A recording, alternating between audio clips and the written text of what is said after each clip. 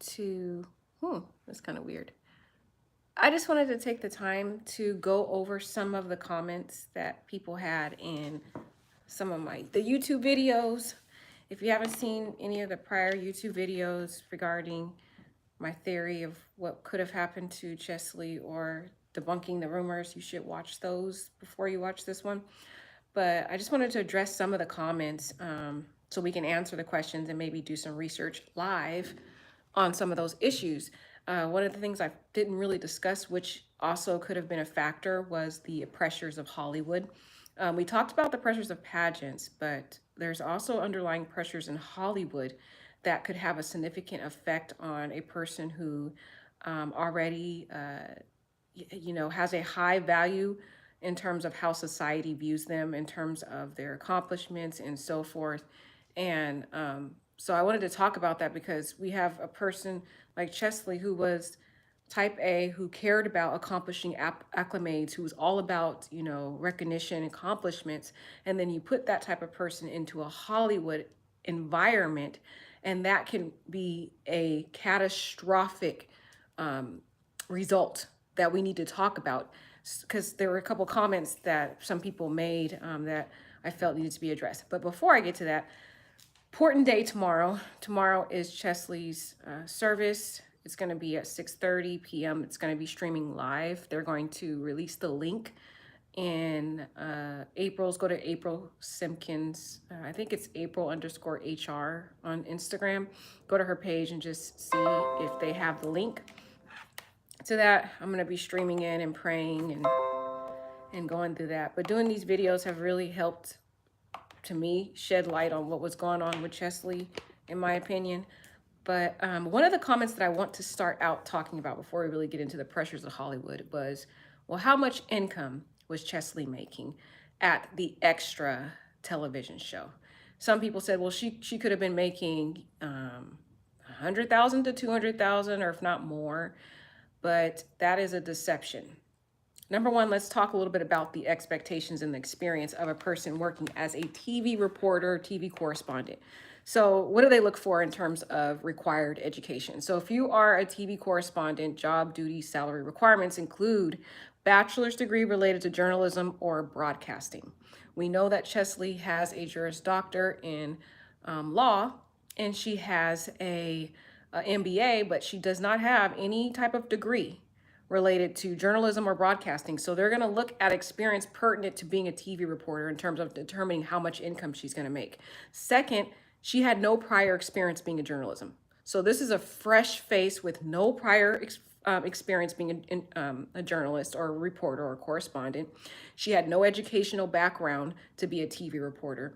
So you cannot put someone like that into a category of making the kind of income that we see, for example, Gayle King or Oprah Winfrey making, or some of our more experienced TV reporters that are making a significant amount of money. Now, they would have probably taken into consideration her education, that she was into law. She was in law and she had the degrees, but that's not going to have as much weight as someone who has the prior journalist experience and the broadcasting experience. So we have to weigh that in terms of determining her income.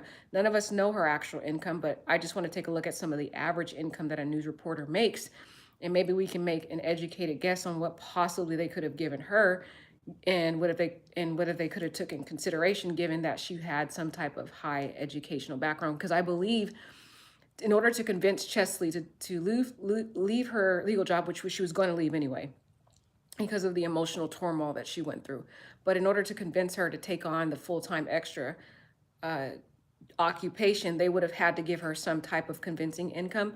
But I don't think it's going to be to the level of someone like, for example, Gayle King or Oprah Winfrey. So average cost, based on my research in New York, average cost of living in New York is what they said. All my research said about a little over $106,000. That's how much, that's what they said in my research. I'm doing a quick Google search, said about an average living cost in New York was about $106,000, a little bit over that. But let me just do another search and make sure that nothing else comes up of living in New York. Because I'm wondering how other people lived in New York Average cost of living, they're saying in New York City is less. Average cost of living in New York City is about $3,284 a month. Okay, which is the top 0.1% of the most expensive cities in the world. So you got to make at least $3,284 a month to really live in New York City. She lived in Manhattan, so we don't really know the cost of living in Manhattan. But in order to be a TV correspondent, you have to have that bachelor's degree. You got to have, they said annual mean salary in 2019 was $62,400 for news analysts, reporters, and journalists. That's probably the base pay they're going to give somebody who is a new TV correspondent. They're probably going to give them about $62,400. I'm not saying that's probably what Cheslie got, because they probably did somehow give her some type of consideration given her education, but her education, mind you, is not pertinent to being a journalist. She arguably, though, it could be, arguably she has great communication skills based on her legal background, and she also had great analytical skills and interview skills because she was able to do direct examination. So I'm pretty sure when she bargained her employment package, she was able to, say that so that they can give her extra income, more than probably the $62,400, the average income that a normal TV correspondent that doesn't have much experience would get. Okay, so let's take a look. I did another quick Google search, and they said that according to the U.S. Bureau of Labor Statistics, the median annual salary of news analysts, reporters, and journalists was $46,270 as of May 2019, though. It probably went up by now, 2022. But that's what it was in 2019. They said the highest 10% earned over $117,170 per year. So that's somebody who's very experienced, a very experienced correspondent, but we know that Cheslie had no experience, no prior education in journalism. So let's see. They said those in the highest 10% earned over $117,000 per year, and that's the experienced. Someone that's more experienced is going to get in the 200,000s, maybe in the millions. But again, that wouldn't fall for Cheslie. Cheslie was had no experience at all.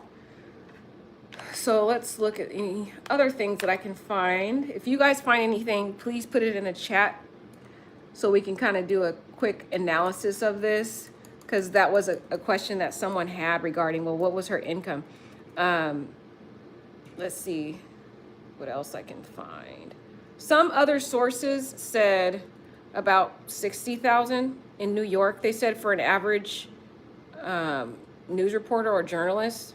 Then they said it could go up to in the 100,000s. Then I did another research, and they said for the more experienced, they named a lot of our well-known TV reporters. They said they could make in at least 200,000 in the million. But as I mentioned, Cheslie had no experience at all. So she's not going to be making any of the money that we see Gayle King and Oprah Winfrey making. So probably at the most, she probably may have, average person starting out is going to get about 50 to 60,000 a year. Cheslie probably went in there, but bargained her employment package. Maybe she could have got at most maybe 80 to 90,000, maybe. If she was a good negotiator negotiating her contract, she could have got up to 100, but I don't know. Maybe by now, 2022, she's been working there since 2019. She probably got up to about 100,000. That's what I'm thinking. That's my educated guess. Let me see what you guys saying in the chat. I don't see any chats. Am I missing chats? Your video is sideways. Oh, sorry guys. My video is way off this whole time. Sorry guys. Did all that discussion and the video's wrong. Okay, let's just see what you guys think. What do you guys think? We're trying to do an educated guess. I want to know about the letter she left, what she wrote her mother. I know. They didn't give us all the information on that. They only gave us the fact that she said she's going to. Thanks, Beth. I think the whole time about the story. I know. Your video's sideways. Sorry, guys. Oh, I know. I'm so embarrassed. I wonder if I should just start over. Yeah, so, yeah, someone was talking about the income. So what do you guys think? So I'm trying to do an educational guess, and news reporters, when they're starting out with no experience, they're not making really any money. Let's see, I'm gonna do another quick search just to see what other numbers I get, because the numbers vary.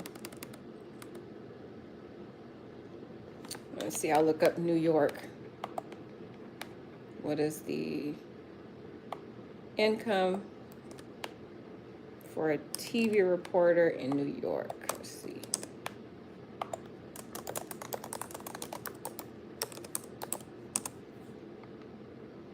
Okay, so they said anchors, despite big city living, but enjoy living large. They said the mean salary nearly was $38,000 in 2000. Well, that's, I was saying 2022 because they're going years back.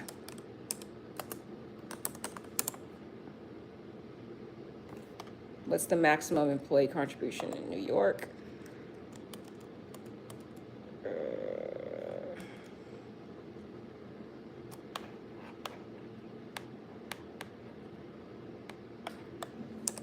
We do know that Cheslie's net worth was, they said, about $1 million. But again, that's not how much money she had physically within her hand, within her reach. So they said a news reporter correspondent gets an average compensation that can range from $25,000, this is what this is saying, to $127,370, depending on the level of experience. Can get the compensation of $66,000 annually. And they said they can earn on average near $115,980. But again, they're going to look at your experience. Cheslie admits in interviews that she had absolutely no experience being a journalist. So she's going to start out at a low income. She would have been able to bargain her contract to get a little more than a general person starting out as a journalist that has no experience, but she's not going to be making significant money. So we already know that when she became a TV correspondent, she took a pay cut because attorneys start out at a higher level than a TV reporter significantly. So she took a pay cut. She was working as a TV correspondent since 2019, going all the way up to now. So she probably may have got a pay increase. So I do think the person in the comment did bring up a good point. But then again, she still took a pay cut. She still is living in New York that has a high. They have, based on my research, they said that the income in New York, the cost of living is higher than most states in America. That's what the research was saying, the average cost of living. And let's just go over that. They said it is 0.1% of the most expensive cities in the world, ranked 8th out of 9,294 on the global list. So New York is an extremely expensive place to live. Now, I am not saying that that was the main factor. As I mentioned, it was a lot of things that added up, but let me see what you guys are saying. But I wanted to talk about tonight, just briefly, I wanted to talk about Hollywood and the effects that it could have on a person like Cheslie, who's already dealing with pressuring herself to achieve high acclimates, who already has dealt with issues of beauty and the external beauty. But then now you take a person like that, who's a type A, who's already puts pressure on herself significantly, and now you put her in a Hollywood environment, an entertainment Hollywood environment. And what are the expectations of Hollywood? And what is the pressures that she went through?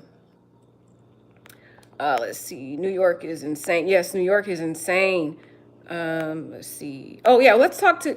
So Kenya, maybe you can give us an input. Kenya, how much is the cost of living in New York for you? Like, talk a little bit about, maybe give us some input on that.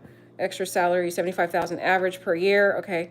The average salary for extra TV. Yep, I saw that number too. They said the average was $75,000 a year. The average salary for extra TV show jobs. Yep, they did say that. I had that link, but I just forgot to post it. Bottom 10% is $11,470. Exactly, Stefan.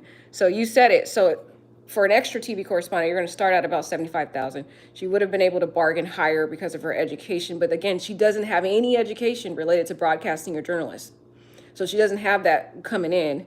Now she has a couple of years with experience. She started, she started the job in 2019, now 2022. So her income went up. So she could have been in the 100,000 range. But again, she's living in Manhattan in an expensive environment. Also, we have to take into consideration student loans. We don't have any information that she go into law school on a scholarship.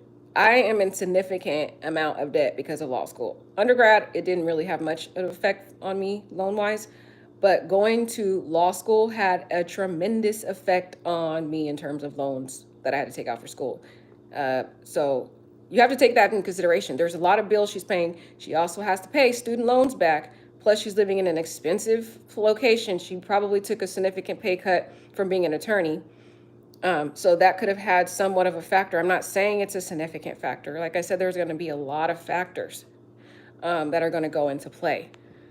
Let's see, think about the sports correspondents, their experiences, their knowledge of the sport and not their knowledge of journalism. Yeah, but does she have any knowledge of celebrities or does she have an experience? See, what she would have done good in if she may have became a TV correspondent for a legal TV show. There's other, if you guys watch those crime shows, or there's a lot of professional lawyers that give their expertise in terms of the law. Then yes, she would be making significant money based on particularly her law background. But she was a TV correspondent for Hollywood for celebrities. So we also have to look at that. But she did have somewhat experience. One bedroom is 2,000, average 2,000 to 3,600. Wow. And that's in New York. Woo, that's a lot. But she's also paying back student loans. So that's another part of her. And we don't know any other bills that she has. So unfortunately, we're left with not knowing that issue. But that's probably not a big significant thing. It was just one of many things. It was a domino effect of so many things. But I just wanted to talk about that a little bit because it was a question in the chat that people had. So I thought it'd be good to kind of do a quick talk about that. She already had recognition. Yeah, but someone who's a type A is going to continue to look for more and more recognition, and Cheslie was all about that. Was her whole life. So I appreciate Stefan numbers. Those are definitely accurate. All right, so let's segue. Wow, okay, so look up the rent for apartments she was in. Okay, the Orion is over. This is awesome. You guys are amazing. So I can't pronounce that username. I think it's AOH06. Look up the rent for the apartment she was in. The Orion that she was living in was over $3,500 a month for a studio. And she did not have a studio. She had one of those huge apartments. Yeah, she made about 6 figures as Miss USA, but she was no longer Miss USA. See, a lot of videos I've seen have said she was worried about it coming out that she was gay and having a relationship with it. Okay, yeah, that's not true, sweetie pie. We kind of talked about that in other videos, that she was not possibly gay, that she had a boyfriend, a long-term boyfriend that she was with for 2 years. They broke up August 2019, and then she possibly dated Mike Johnson. There's some videos of them going on a vacation, kind of in bikinis at a beach, flirting. They possibly had some type of romantic brief relationship, and they also did some dancing TikToks that kind of could infer that they had some type of relationship going on. And then what also made me believe they had a relationship going on is that he talked about in his goodbye letter on Instagram that he deleted the dance TikToks, but he regretted it. And he said it's because he couldn't dance, but then I saw other TikTok videos where he was dancing. So that made me believe that the only other reason for why he would delete those videos is because, of the hurt. Maybe they broke up, and you're not going to want some person that you dated and you broke up, you're kind of heartbroken, you're going to delete the picture so you don't have the videos because you don't want to have that memory. But, a lot of guys, they end up saving, videos and other things in their phone to commemorate their relationship, which he did, and he showed those videos on his Instagram. So that made me believe that they had a short kind of relationship. Maybe not an actual where they got in a relationship, but maybe they dated briefly and then it just kind of fell off, possibly. Yeah, it's so sad. It is very sad. But I wanted to talk to you guys today. Maybe we can kind of go a back and forth discussion about the effects of Hollywood and the pressures of Hollywood.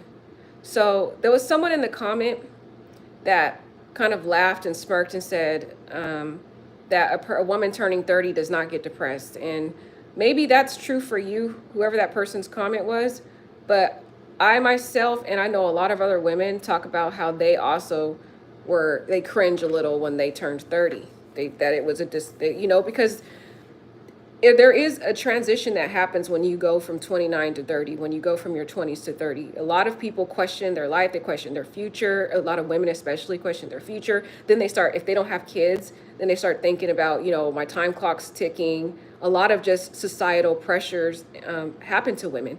But it affected Cheslie more than the average woman, because she is a person that's a type A. She is a person that's always looking for kind of a timeline of what's her next accomplishment, what she needs to accomplish in life. And as I told you guys in the last interview she had that I saw, that was in 2000, not last interview, but the interview I saw in 2019, shortly after she won Miss USA, the interviewer asked her, well, what was her future goals? And she hesitated and didn't really have much of an answer. And I guess her quick filler answer was that she wanted to win Miss Universe. So that made me believe she didn't have much of any future goals. I did find another video where she talked a little bit more about possible future goals, but then it kind of still felt like she didn't have any actual concrete career goals. She said in her subsequent subsequent interview, that she wanted to expand more on her extra stories. She wanted to expand more on those. And she kind of had some other kind of just very brief goals, but it was not any other future kind of concrete acclimates or achievements. Nothing that she really like a solid concrete achievement. So someone like that is going to be thinking and analyzing things more than the average person. We have to think about that. But then you take someone like that and you put them in Hollywood. There was another person that they were going to hire. They needed a second person that they were going to hire on extra. First thing, talking about Hollywood. What does Hollywood look for? What is the expectations in Hollywood? Youthfulness. They're always looking for the youngest person. We see a lot of our singers that come out. I mean, Rihanna, when she first came out, she was 16 years old, you guys. I mean, think about how old Brandy was when she came out. They're always looking for the youngest, the freshest face. And then you got someone like Cheslie, who starts out in Hollywood at the age of about 28, turning a 29, and then now she turned 30 in Hollywood. And with those pressures of beauty, the external appearance, and then your youth, that's why she said in her Allure video, when you turn 30, you're starting to question whether you have any value in society. I think she had a underlying fear of how long she was going to be relevant in society, in the Hollywood industry. She's already cringing at the age of being 30, but now you put someone like that in Hollywood, and the pressures of youth and expectations, and wondering what is your longevity. She was asking Gayle King, what do you do to make it as long as she did? Because she worried about that, and deep down in the back of her head, she worried, how long is this going to last? How long am I going to, by the time she got into Hollywood, she was already feeling like, now I'm turning 30. Then you got the expectations that Hollywood has in terms of your youth. And she's wondering, how long am I going to be relevant in the entertainment industry? Hollywood's always trying to look for that next young face. And then now the extra TV shows looking to hire another correspondent. I mean, that also could have been in the back of her mind, wondering, are they going to hire someone younger or a fresher face than me? Like, there's all these things, like I said, that could have been affecting Cheslie. So I wanted to talk about Hollywood and what do you guys think? But society doesn't matter. She had her family and that loved her. Yeah, it's true, but she was so far away. She was so far away from her family that unfortunately, that's isolation, and being in that depressing location can add more depression on someone who was dealing with long-term depression that has been affecting her for many years. Yes, yeah, Cheslie herself said turning 30 bothered her, yes, in the Allure article. And she concluded saying, I entered 30 searching for joy and purpose. Again, that's a key thing that you mentioned. Searching for joy and purpose, searching. She didn't find it. That's the thing. She was questioning, trying to see what is my purpose. A lot of women do that when they turn 30. It's questioning what is your purpose when you turn 30? And she was searching for it, which means she didn't find it. She was looking for it.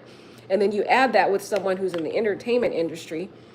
She's already questioning her youth and whether she's going to matter. She could have applied that to the Hollywood pressures of how long will I matter in Hollywood? And then now they're looking to hire, I can't find the video, but I watched a video from Extra saying that they were going to be hiring another correspondent. I wonder if that was something she questioned too, thinking, are they going to be looking for someone younger or fresher face? Or because again, this is someone who's already very analytical, puts a lot of pressure on herself. I think when she turned 30, I think she felt lost. I think she felt, like she said in that article, she was searching for what was going to make her happy in this stage in her life. What was her purpose now? She felt like she had already accomplished everything that, her mother accomplished. I didn't mention too that her mother, April Simpkins, is a communications, she's a public motivational speaker. She goes to different places. She's very great at communications, and she speaks at a lot of public events. So Cheslie got her amazing communication skills from her mother, who was also a public speaker. So I thought that was amazing. And if you watch some of the interviews that April has done, she has phenomenal speaking skills, and that's where Cheslie got that from as well. So she was a mirror of her mother. And now that she has accomplished everything her mother's done, she's accomplished what her stepfather has done. When she entered 30, she questioned everything and she was lost. She was lost. And then she's in Hollywood and in entertainment, not in Hollywood, the actual Hollywood in California, but I mean, she's in the entertainment industry, which expects youth and expects the young, fresh face all the time. And another thing that we didn't talk about is that Cheslie didn't like people saying that she was the oldest Miss USA. She talked a lot about it, but if you watch the videos when she comments about it, she was very irritated by that when people would say, you're the oldest Miss USA, because she was 28 when she won Miss USA. Something about that, she did not like that at all. She didn't like when they acknowledged her as being the oldest one. She kind of, you have to look a lot at body language when you're trying to figure out and come to reasons about what made Cheslie do what she did. And she did not like being associated with being the oldest Miss USA. It was something that irritated her. So now you add that with someone who's turning 30, who doesn't, who is now feels like they have no purpose. They're searching for that purpose that I think led to a lot of her depression. I think when she hit 30, she already had been dealing with depression, as we talked about, because we know that from the Laura article when she spent 8 days in the hospital. That's already, something's wrong with that. Something's wrong there. You guys should have already saw that, as should have stuck out to you as a huge issue. But then now you're adding, now she's searching, because Cheslie's a planner. She's a planner. She sets goals. She sets the next achievement. But when she hit 30, she felt that she had no other purpose. Yes, she had her magazine. Her magazine. She had her website. She was still helping Big Brothers Big Sisters. She said she was going to have an endeavor that she was going to work on with the previous Miss America 2019, which was one of her very close best friends. That is also from North Carolina. She said in one of her TikToks before she passed away last month, she said that she was going to talk to us about one of her endeavors in the summer. But none of those, mind you, are solid acclimates, achievements. Cheslie was all about achievements. They were just kind of like filler things to do. Kind of side things to do. Yes, I have a Dress for Success page. I have the Big Brothers Big Sisters, but they're all fillers. But what is a concrete, solid, achievement? That's what Cheslie was all about. Her high achievements. And that key word, really, you have to sit and analyze that when she said, I search for joy. Where is the joy, she's saying, in turning 30? She's searching for that, questioning that. So imagine her being at home, because they had to really water down that article. They had to modify it and make edits. So we really only got kind of just the base, barely the skeletal foundation of what Cheslie was going through. But you have to really look and sit and analyze the words and get into her mind and think about what she's thinking. And she's saying she's searching for joy and purpose. Number one, she felt she was questioning what is there next to do? I have no purpose. And then you have her saying searching for joy because she's already disappointed that she's reaching this age of 30. And then you put someone like that into the entertainment industry who's looking for youth. And when you hit 30, she's feeling, okay, now it's downhill from now. I'm just going to keep getting older and older and older. And I'm in this entertainment industry. How long am I going to last? How long am I going to be relevant in society, in the entertainment industry? So I think that added again on the long list that we talked about already, that we talked about in the previous videos. So that's why I'm saying, I know a lot of people still are wondering, they think it was, they wonder why someone who had all these wonderful things in their life, why this person made this decision to do the self-conclusion. You have to look at the mental aspect of this person. You have to look at the family background and the pressures in that family. And you have to look at the pattern of that person's life throughout that person's life. And another thing you have to look at is Cheslie's schedule. Cheslie used to wake up about like 4 o'clock in the morning, and she had a long day and then get home. And that's something that she really had a hard time with, is having all these different things to do. But then you add that to someone who's turning 30, who's in the entertainment industry, who now feels there's no joy in being 30 and just getting older. Basically, in her mind, there was no joy in getting older. There was, she didn't know what her next purpose was. Cheslie didn't really know truly who she was after she accomplished all those goals that she saw her mother accomplish, that she saw her stepfather accomplish. So she's now hitting an age where she's questioning what joy can there be in turning old. Society has frowned upon aging. Now she's in a superficial industry. Entertainment is all about the external beauty. Entertainment's all about age and youthfulness. It's all about artificial things. It's very, very superficial things. So that puts a lot of pressure on someone like Cheslie. Then, even though, yes, she could have been making, some probably, I would say maybe, I think she was making about 90,000 to 100,000, if not a little bit over 100,000 as a TV correspondent. But still, she could have made a lot more as an attorney. And she was working in a private law firm when she was working in North Carolina as an attorney. So I believe she took a pay cut, a pretty significant pay cut. Then you put on top of her cost of living, plus paying student loans and all the other expenses that she was paying living in New York. And also the high amount of rent living in the Orion. Is that, I believe, one of the significant factors? No. I do believe that, given that Cheslie is also a hyper, sensitive person as well, that kind of absorbs the energy around her. She was dealing with a lot of bullying, not only online, but I believe she was dealing with it in the entertainment industry, because again, there's a lot of insecurity in the entertainment industry. So if someone sees that you have, more outer beauty than maybe they feel, and you bring out insecurities in them, then they will treat you poorly. They will be rude to you. They will react to you in a negative way. So I can only imagine knowing Cheslie having, the beautiful full hair and all the beautiful natural beauty that entertainment doesn't usually have. People have, they're getting all these surgeries and all these artificial additions to themselves. And you have someone like Cheslie coming in who's a complete natural, beautiful woman that doesn't need to do anything to herself. And she's dealing with that in Hollywood. And now she's dealing with turning 30, feeling purposeless, having no actual concrete. I'm talking about concrete. I'm not talking about a watered down goal of, I want to, expand my extra story, or I want to stories, or I want to win Miss Universe, as she talked about in 2019. I'm talking about an actual career goal, because you have to think about it. She left her law career. She's in the extra career, but she's stagnant.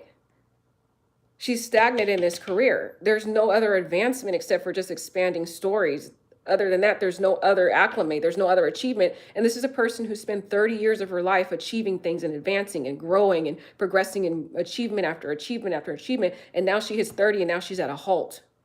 She's in a career that's just stagnant. She's all alone in a cold state away from her mother. I believe leaving North Carolina was the beginning of her downfall. I really believe she should have moved back home as soon as she relinquished her title as Miss USA. she should have gone home because she really was codependent on her family. I believe staying in New York was a bad choice.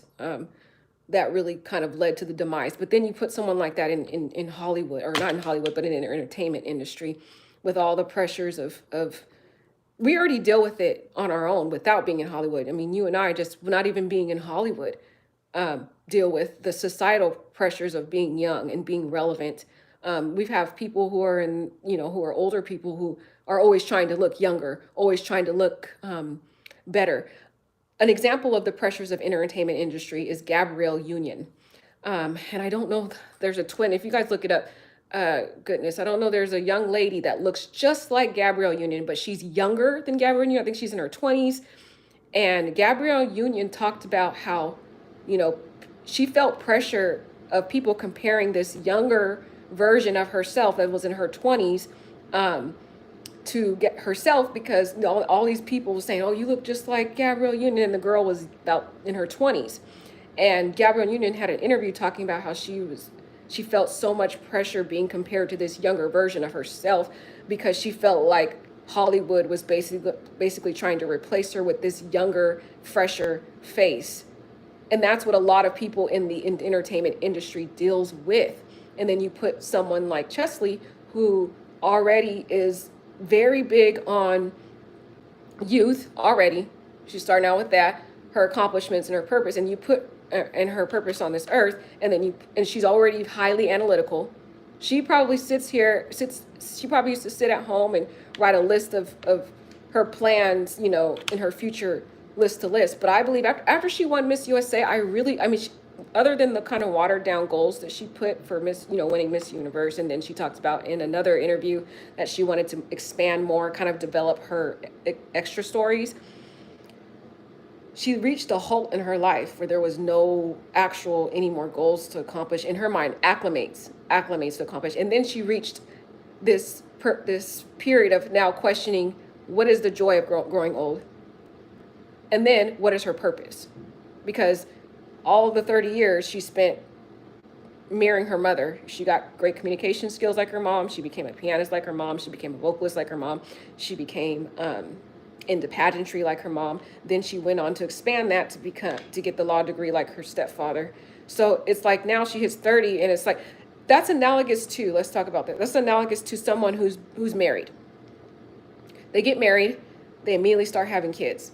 And then they invest their whole time, their whole focus on raising their children to the point where when that child turns 18, goes to college, now they don't even know each other. Now they're at home alone as a married couple, and they don't know each other.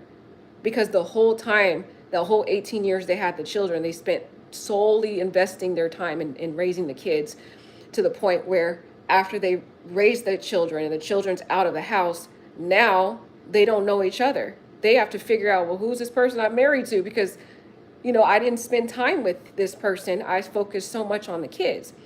That's the same thing that happened to Cheslie in her life, because she spent 30 years of her life trying to emulate her mother, then try to, become a lawyer like her stepfather, although she did have her independent reason for why she became a lawyer. But I do believe there was an underlying reason that could have also been because her stepfather was a lawyer as well. And now she hits 30. She's accomplished all that. She's pretty much a replica of her mother, and she has the lawyer degree.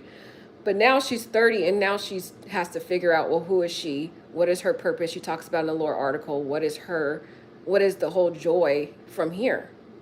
That confusion. I believe when she hit 30, she went into a deep depression from then on. Her birthday was April 28th of last year when she had that 30th birthday. And from that start on, she went through a deep depression those whole months. Those entire months, questioning her life, questioning her future. Then she's dealing with Hollywood.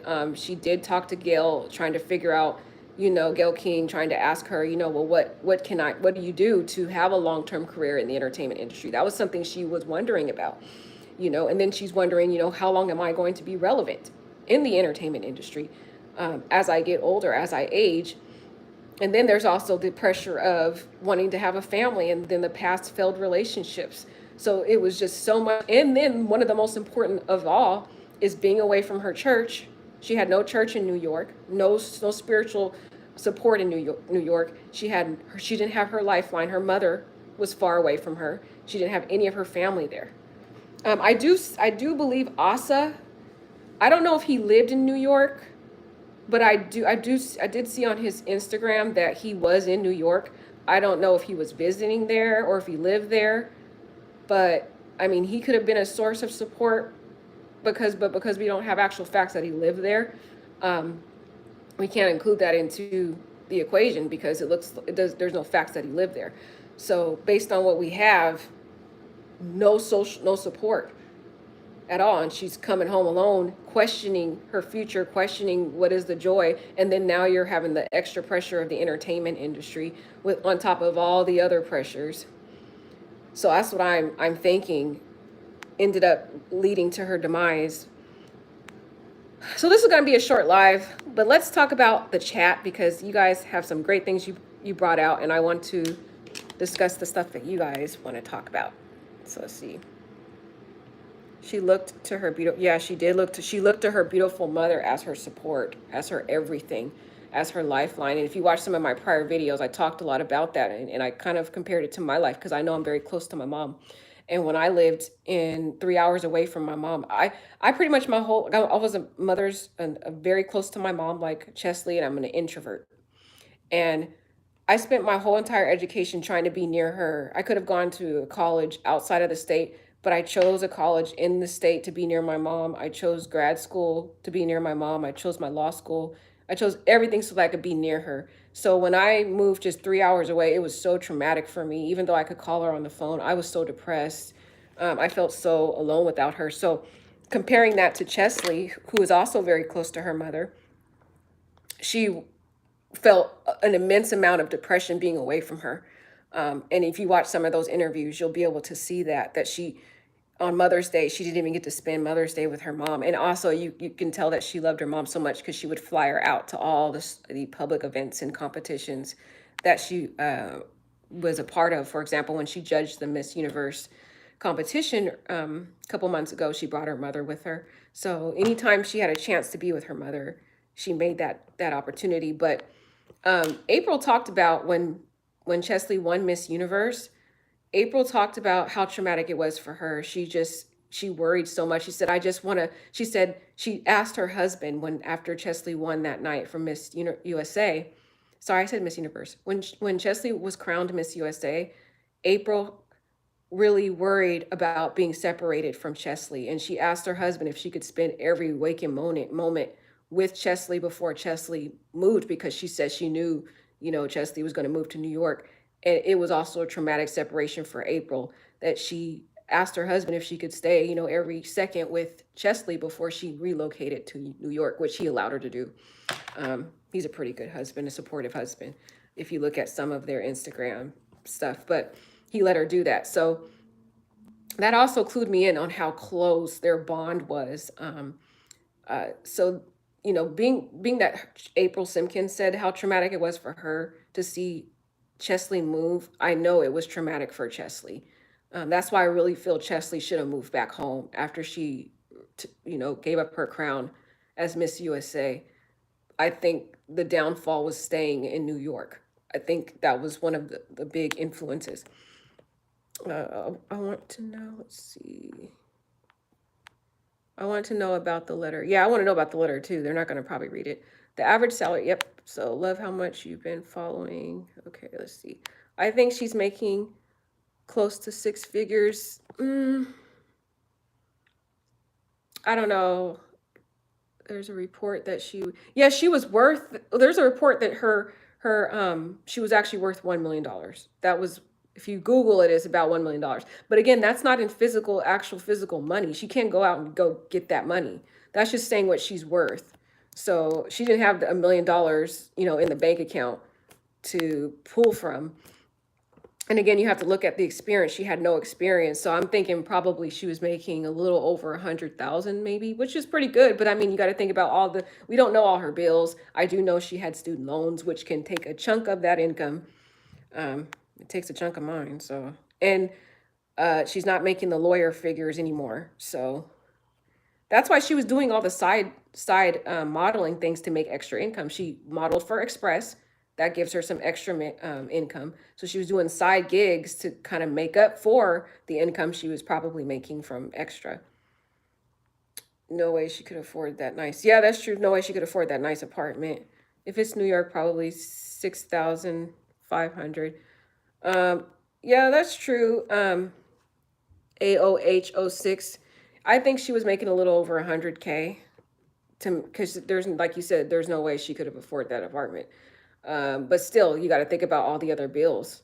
You're paying your rent, but you got to think about all the other bills, including the loan money, the loan, student loan she's paying, and all the other bills. Who knows what else she was paying? Again, I don't think I'm not trying to say that, the income from extra was a determinative factor, or but I'm just saying it could have possibly been one of the small but many other long. We talked about a lot of other factors in other videos that could have affected her depression. Plus, she was Miss USA, not your average flesh out of right, not your average flesh out of college want to be a new reporter. I think they gave her a bit more. Yeah, of course they gave her a bit more money, Beth. They're not going to give her to try to get, convince her and persuade her to take on that type of job and leave her legal career. They would have had to give her more. She did probably budget her contract because she was good. She probably negotiated her contract because she negotiated actually. She helped negotiate another person. Miss America 2019 had a contract. I think a singing contract or some type of contract that she was doing. And Cheslie helped negotiate that contract. So she was good at negotiating. But I'm just saying, I know she probably did take somewhat of a pay cut from her law career when she first started out as a news correspondent, when she became an extra correspondent. And then she's dealing with the high cost of New York, plus all of her other debt that she may have accumulated trying to get her law degrees and other graduate degrees, because we have no information about her going to graduate school on a scholarship at all. So those student loans can be in, she had a lot of degrees too. So actually she did obtain her MBA and her Juris Doctor at the same time. So it just depends on how much student loan she could have accumulated, but at least probably starts out at 100,000, if not more. Yeah, New York is such a big city and can be lonely. Yes, New York is depressive. You guys need to research New York. New York is very, very, it could be a very, very depressing place to live. And then you're isolated with no family. And then your friends, she had Miss Universe with her when she was Miss USA because they were roommates, if you watch some of the interviews on the Miss USA YouTube channel. But then Miss Universe left after she relinquished her title. And then I'm not sure about Miss America 2019. She probably went back to North Carolina. And actually, Miss America talked about a lot of queens, relocating back home. So if those people left, she's pretty much all alone. I haven't really heard of her having much friends in New York. She's pretty much going home after, whenever she does have the time to go back home, be all alone in that depressing house by herself with no family. That could be very depressing. And then, we're dealing with COVID on top of that, and the constant, and they had a lot of rules and a lot of regulations regarding COVID. So she's dealing with that as well, because New York was one of the toughest states in terms of their regulating COVID and the masking and all the other regulations they have. That can cause someone to be depressed too. And especially you have no family, no one to lean on, especially your mother, the one person you're very close with. And I think it was just as traumatic as it was for April to separate from Cheslie when Cheslie won Miss USA, when Cheslie was moving to New York. Imagine how traumatic it was for Cheslie. And to be so many years away from her mother and not live near her mother, that also effect.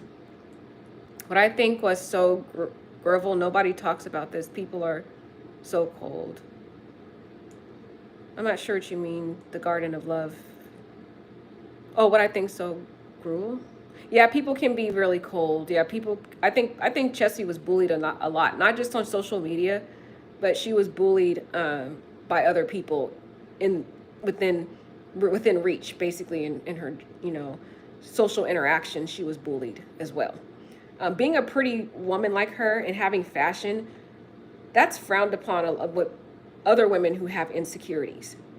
And Cheslie's not your average woman where, you know, average women are not going to dress to the nine like Cheslie, have their hair, you know, done to the T and makeup polished on every day with the gorgeous, beautiful, flowing, curly hair that a woman would covet.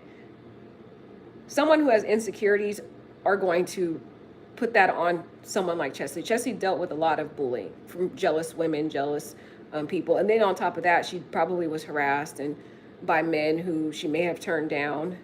And, you know, in the Hollywood industry has a lot of perversion and just rituals they do in terms of, you know, the women in different, even young kids, unfortunately, in the entertainment industry. So imagine the pressure that she probably was getting from some of the celebrities to do certain things that she probably didn't want to do. And going home with that, thinking, you know, do I have to compromise my values to stay in the entertainment industry? I think that could have had a play too, that, you know, questioning, you know, do I have to do these certain things to stay within the entertainment industry to succeed? If that's in the back of her head, you know, that can add more additional pressure and depression on someone and stress. And especially when she's got all these bills, probably student loans, she wants to cling on to this job because she doesn't have any other, in her mind, purpose. Remember, in the lore, she's saying she's searching for joy and purpose. So she doesn't have any actual concrete career goal alternative other than this extra job. You know, that's pressure to think, do I have to compromise my moral vows? Do I have to do certain things to last in this type of industry, this entertainment industry? Was she living alone at the time? Yes, she was. It's Gabby Baby. Yes, she was living alone. She has a couple of TikTok videos that you can watch that she does a tour of her house. And based on the tour of her house, you can imply that she was living by herself, which I think was not a good thing, because when she first came to New York, she had social support. She had a roommate. Miss Universe 2019 was her roommate. And Miss America was in New York as well. So she had that social support near her. If she had a depressing day, she could go to her, and she's really close to Miss Universe. So if she was having a depressing moment, she could have, you know, had someone to cry on their shoulder at the house. She could sit and have, you know, girl talk with Miss Universe. But imagine now she doesn't have anyone. She's coming home alone into that depressing house, with being alone with her thoughts, being alone with her questioning her future, being alone with her questioning, what is the joy in my future? What joy do I have in my future? Given, you know, the poor, failed relationships, the societal expectations of having a family, the societal expectations of youthfulness, the entertainment expectations of being young and remaining young, fresh, and have that fresh face all the time, and the superficial expectations of the entertainment industry of having a certain figure, a certain look, a certain, again, that youthful aspect of the entertainment industry, and the artificial, superficial requirements that they have of the entertainment industry, which is just terrible. You see all these Hollywood stars feeling pressure and constantly getting their boob jobs and you know, the enhancements and facial. There's people out there, celebrities out there have reconstructed their face so many times just because of the insecurities that the entertainment industry puts on these women, puts on the men. And a lot of these celebrities go through depression. I want to talk about, you know, Cardi B. Cardi B went through depression when she was bullied by a YouTube blogger. A YouTube blogger was, you know, saying these lies about her having an STD and other things. And there was a time that Cardi B went through so much of a depression because of it, she was contemplating suicide. So imagine Cheslie has a laundry list that we talked about in the other videos, all this pressure on her. She's also getting bullied, not only in social media, but in the entertainment industry. There's probably the pressures and expectations of her to do certain things to advance in that type of environment. And she has to go alone home with those thoughts. And then feeling trapped in this job because she doesn't know of any other purpose in her life. No other, she's saying in the Allure article that she's questioning what is next for herself. And she hasn't determined that, but she feels kind of trapped. I felt Cheslie felt trapped in that job because she didn't have anything else. In her mind, and again, we talked about the last video that she could have been a politician. She could have, even advanced, maybe been a vice president. She could have been a motivational speaker like her mother, because her mother's a motivational speaker. She could have opened up, other businesses besides her blogging and her Dress for Success. She also had an accessories business. She sold earrings and other things. But Cheslie, in her mind, again, this is a type A person. Maybe we'll talk about another video about what a type A person is, because that's very important that you have to understand. She was more meticulous than the average person. She, like I talked about in her the other video, that she wrote her schedule down from just even to the time frame of when she woke up to even comb her hair, even to the point of what she ate. And she's waking up at 4 o'clock in the morning to start her day. Man. And then she has this really busy schedule where she's traveling every other day, probably every week. And there's an article that I just went over from her TV publicist, because I talked about this in another video. But let's see if I can pull it, where her publicist says in the article that she had a packed week the week after she committed the conclusion, her self-conclusion. The publicist said she had a packed week ahead. We had meetings planned for this past week, the week after she concluded, and she had all these other obligations. And again, if you don't fix the root cause, this is again what led to the 8-day hospitalization of her being overworked and bombarded, and now she's still doing the same thing that landed her in the hospital. And she has another busy week. She doesn't want to keep doing this constant being packed with all these obligations, traveling all over the place, not being able to sit down and just breathe and rest, not having any vacation at all. And imagine in that extra type of business, who knows if they even let you take off and have long vacations and regular vacations. So then she feels the pressure of continually working and working. And not only that, the self-pressure she puts on herself to constantly pack her schedule. And that is how she's functioned as a person in society, and how she's even functioned in coping with and bearing her hurts and pains by keeping busy and continuing on adding more and more to her schedule, or just focusing on her schedule. That is not balance, and that no one can function like that. I don't care how intelligent you are or how brilliant you are or how accomplished you are, you will eventually have a nervous breakdown. And the thing is, Cheslie kept doing the same thing without actually resolving it and stopping it. Even to the point where when she gave up her life on Sunday, she had a full packed week that they talked about on Friday. So that is pretty traumatic. And she's living alone. Gabrielle Union is so beautiful, and she looks still young. Yes, she does. She does, Angela, but then the pressures of the entertainment industry puts on them, you have to always be young. And now there's this younger version of her. I forgot the young lady's name, but there's a younger version of her that looks just like her. And there's people saying, and then Gabrielle Union feels like she's going to be replaced. How do we turn the video where your face is right size up? That makes some sense.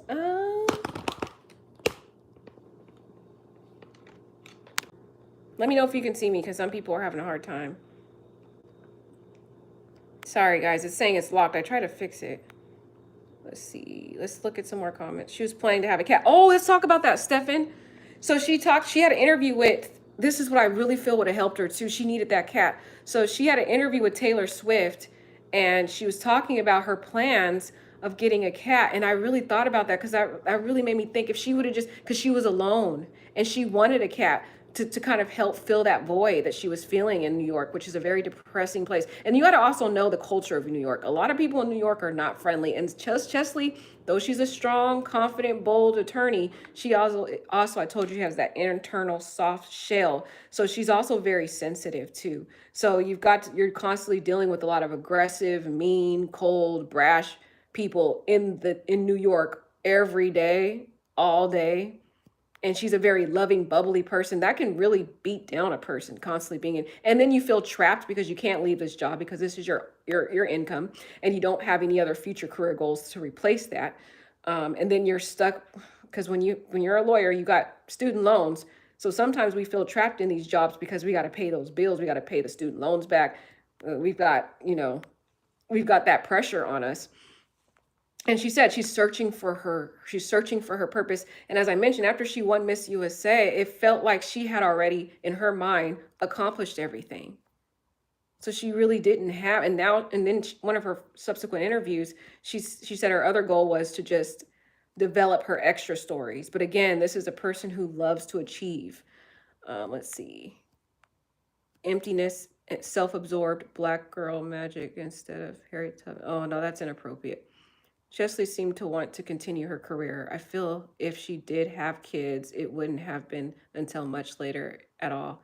But I don't know. Yeah, Angela, you make up a good point, and I can definitely see that being true because Cheslie did say that she saw a lot of celebrities such as Holly Berry and other people who had children later on in their career. And so, and she said she saw a lot of other celebrities who had not been married. So she said she was willing to accept the idea of not being married. But I, looking at her that in that interview, and I'm just looking at just body language and just assessing the person's energy, I just felt that in deep down inside, that's not what she wanted. I think she wanted love. Even looking at her TikTok video, she kind of made a joking TikTok saying, you know, if you're with me, you're gonna have attention, attention, or I want attention, attention, attention, attention. You know, Chesley loves attention. So I think she did yearn for love. A lot of people sometimes put that protective shell to say, oh, you know, this person didn't have a relationship, or this, you know, this celebrity didn't have a relationship. But deep down inside, she wanted love. I mean, the word of God says two is better than one. When God created man, he said that he didn't want man to be alone, that he created the woman to be his companion. I believe even though Cheslie has that tough outer shell, she wanted her companion. She wanted love. And that was a void inside of her. She was deeply hurt and crushed when her 2-year relationship broke up. In fact, she was so crushed, she just buried herself away into her schedule and never dealt with it. And if you don't address the hurt, and if you don't deal with it, it will resurface. I promise you, it will resurface later on in your life, and you'll have to deal with it. So that could have also been something on her mind. She did have tough time dating. She talked a lot about her bad experiences dating. She said she dated a Caucasian guy who she felt stereotyped her and asked her inappropriate questions that, you know, they would ask a particular, you know, they would ask a general African-American woman. For example, the Caucasian man asked her, did she know her father? Because most African-American women don't have a father in the household. And she took that to be offensive. So she had some negative experiences dating. She had a short-term romantic relationship, possibly, or interaction with Mike Johnson. But again, these were all failed relationships. And then on top of, I talked about before, being an attorney, that's the added pressure. A lot of African Americans that are in high careers or have high education, you'll notice they have, and I can speak for myself, we have a tough time dating. A very tough time. There's so many factors that really hinder us from having a relationship. It could be the high expectations we have, the income difference, the intimidation that a lot of men feel for women who are highly educated, highly successful, highly intelligent, like Cheslie. So she's turning 30. What do women think about when they turn 30? They think about their time clock, their kids. I don't think that was a factor because Cheslie talked about the fact that, again, she's seen so many celebrities not have kids at a young age. So I get it that she wasn't worried about that, but I still feel that in the back of her mind, she thought about relationships. I believe Cheslie wanted love. She wanted a relationship too. So that was one of the many factors. Let's see. I'm sorry to hear about your brother. Oh yeah. I love Tati. I agree completely. Pro Harriet Tubman. Oh, not appropriate. Thank you so much for yesterday. I don't see anything else. I do think people look way too much to those titles. Exactly. It was something we don't know. That's true. You're true. People in America look to titles, accolades, success. And if you talk to other people in other countries, when they come to America, they say the biggest thing that they don't like about America is that Americans are constantly working. Like they really don't have time to enjoy their successes because all they do is work. And that's true. Like if you look at other people in your life, constantly all we're doing is working, and we don't have time to sit and think. But then if you have someone like Cheslie who puts even more work on herself and more responsibility on herself than the average person, then it makes it more difficult. Let's see, smash the light. Oh, thanks guys. Let's see. This is going to be a short live because I just wanted to talk about the entertainment industry because I left that off in the other videos, and I think it did have some weight to play in this because you're dealing with and someone said in the comments that they don't believe that turning 30 had an effect, but it did. And it also, you have to add on the pressures of the entertainment industry and the fact that they value and they want youthfulness. Struggle, fight, war, never give up, hold on to the Lord. Amen. Me too. I am an introvert and very close to my mom. Thank you, Angela, for also confirming that. I love with her, even wouldn't want it. I'm sorry. I love with her, even wouldn't want it any other way. We're right, Angela. If you know exactly, if you guys are very close to your mother and you're an introvert, you know exactly what Cheslie meant. Cheslie very much clings to her mother as her protector, her guard against the world. And it's like she felt that, you know, she didn't have that in New York. I wish she had a roommate. Exactly, Steph. And that was a big issue. She was all alone now. That, like I said, I feel like after she had given up that title, the best thing for her mental health would have been to move back to North Carolina.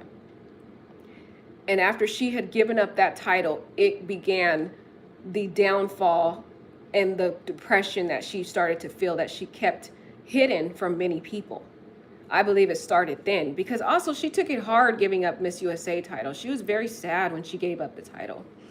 I looked at a couple of videos of her when she gave up the title and I just could feel the energy from her.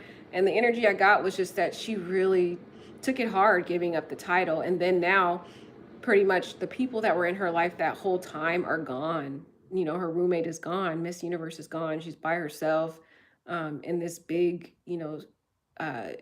city, Manhattan, and really have no social life. It seemed like a lot of times she was always going home after she did her job when she did get home. Or she's out flying to all these different places all the time, you know, interviewing celebrities and different assignments that she had that could wear and tear on her emotionally. And again, that's why she was in the hospital 8 days before when she had the nervous breakdown, which I believe was deeper than just a nervous breakdown. Because mind you, how many of you guys felt so busy, so overworked sometimes that you just get overwhelmed and get tired? Did any of you guys end up in a hospital? No. So I talked about in another video, I felt that hospital stay for 8 days, something deeper. And I believe it was possibly an attempt. And again, that's just my opinion. I have no evidence of it. I'm just making assessments on what she said. But I believe it was possibly an attempt, which probably the family reacted to it. And maybe she didn't feel comfortable talking about it this time, which is why she researched a more concrete way to do what she did. But again, she didn't fix the issue. She kept doing the same thing, expecting a different result, which led to her having that just final breakdown. And you can just tell based on her words that I could just feel the energy in her last post. And you can look at the picture. If you look at the picture that she last posted, Cheslie looked like she was exhausted in the picture. Her eyes closed. She's in a dark colors. Dark colors are what people wear to funerals. It's a very gloomy, black, dark color, dark eyeshadow. Eyes are closed. That looks like Cheslie, or even just looking at it, just a regular person looking in. It looks like someone who is immensely exhausted, drained, no more energy, has given up. That's what that picture looked like to me when I looked at that picture. I just was sitting there assessing the picture. And then you combine the words she used. May this day bring you rest and peace. It was as if like a morbid celebration, but something it felt like she was looking forward to finally get that rest that she yearned for so many years, because all these years she had constantly worked herself to mental, physical exhaustion to the point where she looked forward. As sad as it sounds, I know you guys may not be able to really look at it that way, but based on the post and based on what she wrote, to me, it's like she looked forward to that rest and peace when she walked and gave up her life. She was looking forward to it because all of her life, she spent so much time busy, overworking herself to the point where she had a breakdown, didn't fix the issue, kept doing the same thing, and she was drained. And then on top of that, the Friday before she did it, her publicist comes with a laundry list of more things she had to do the following week. And the publicist said her week was packed. And I'm thinking in my mind, shaking my head, oh God, this is the reason why she's doing this, is that her week was packed. You're just, the publicist didn't mean to do it, mind you. The publicist didn't know what Cheslie was going through, but what the publicist didn't realize when she had that phone call on Friday with Cheslie talking about the packed week the next week, all that did was add more reasons in Cheslie's mind why she wanted to do it, what she wanted to do on Sunday.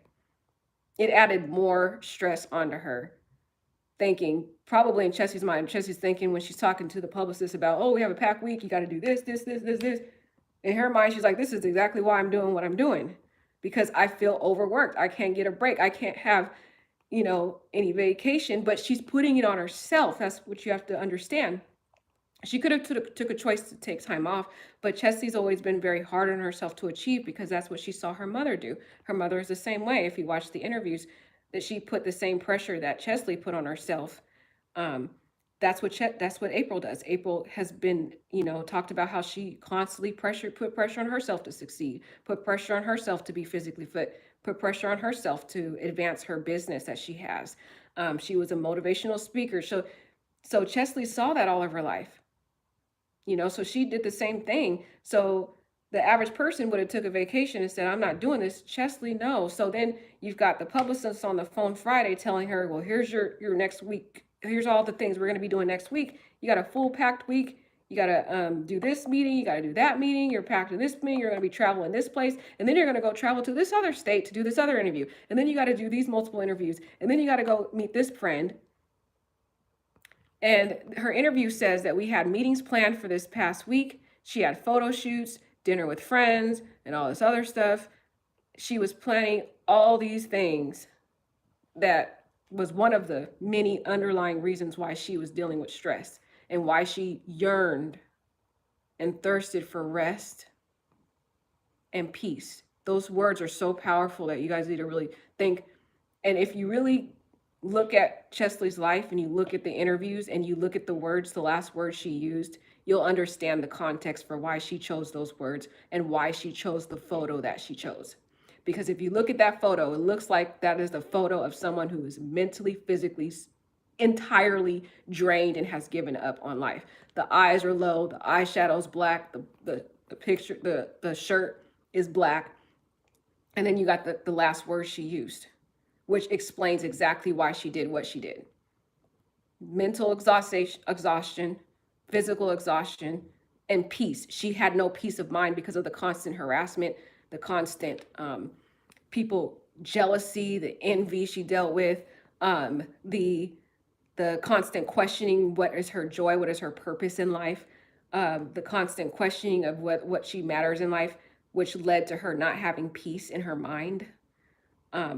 So all of that, there's a lot of symbolic meanings just by looking at her photo. You can, if you really take time, look at her photo and then look at all the things that she was doing, look at all the interviews, then it will become clear to you why she did what she did and why she felt the desire to do what she did and why she had the nervous breakdown and decided that this was the only way that she could get the rest and peace that she yearned for so many years. Let's see. Depression in Black women needs to be, exactly, Kenya, depression in Black women needs to be addressed, period. Not just postpartum. I agree with you, Kenya.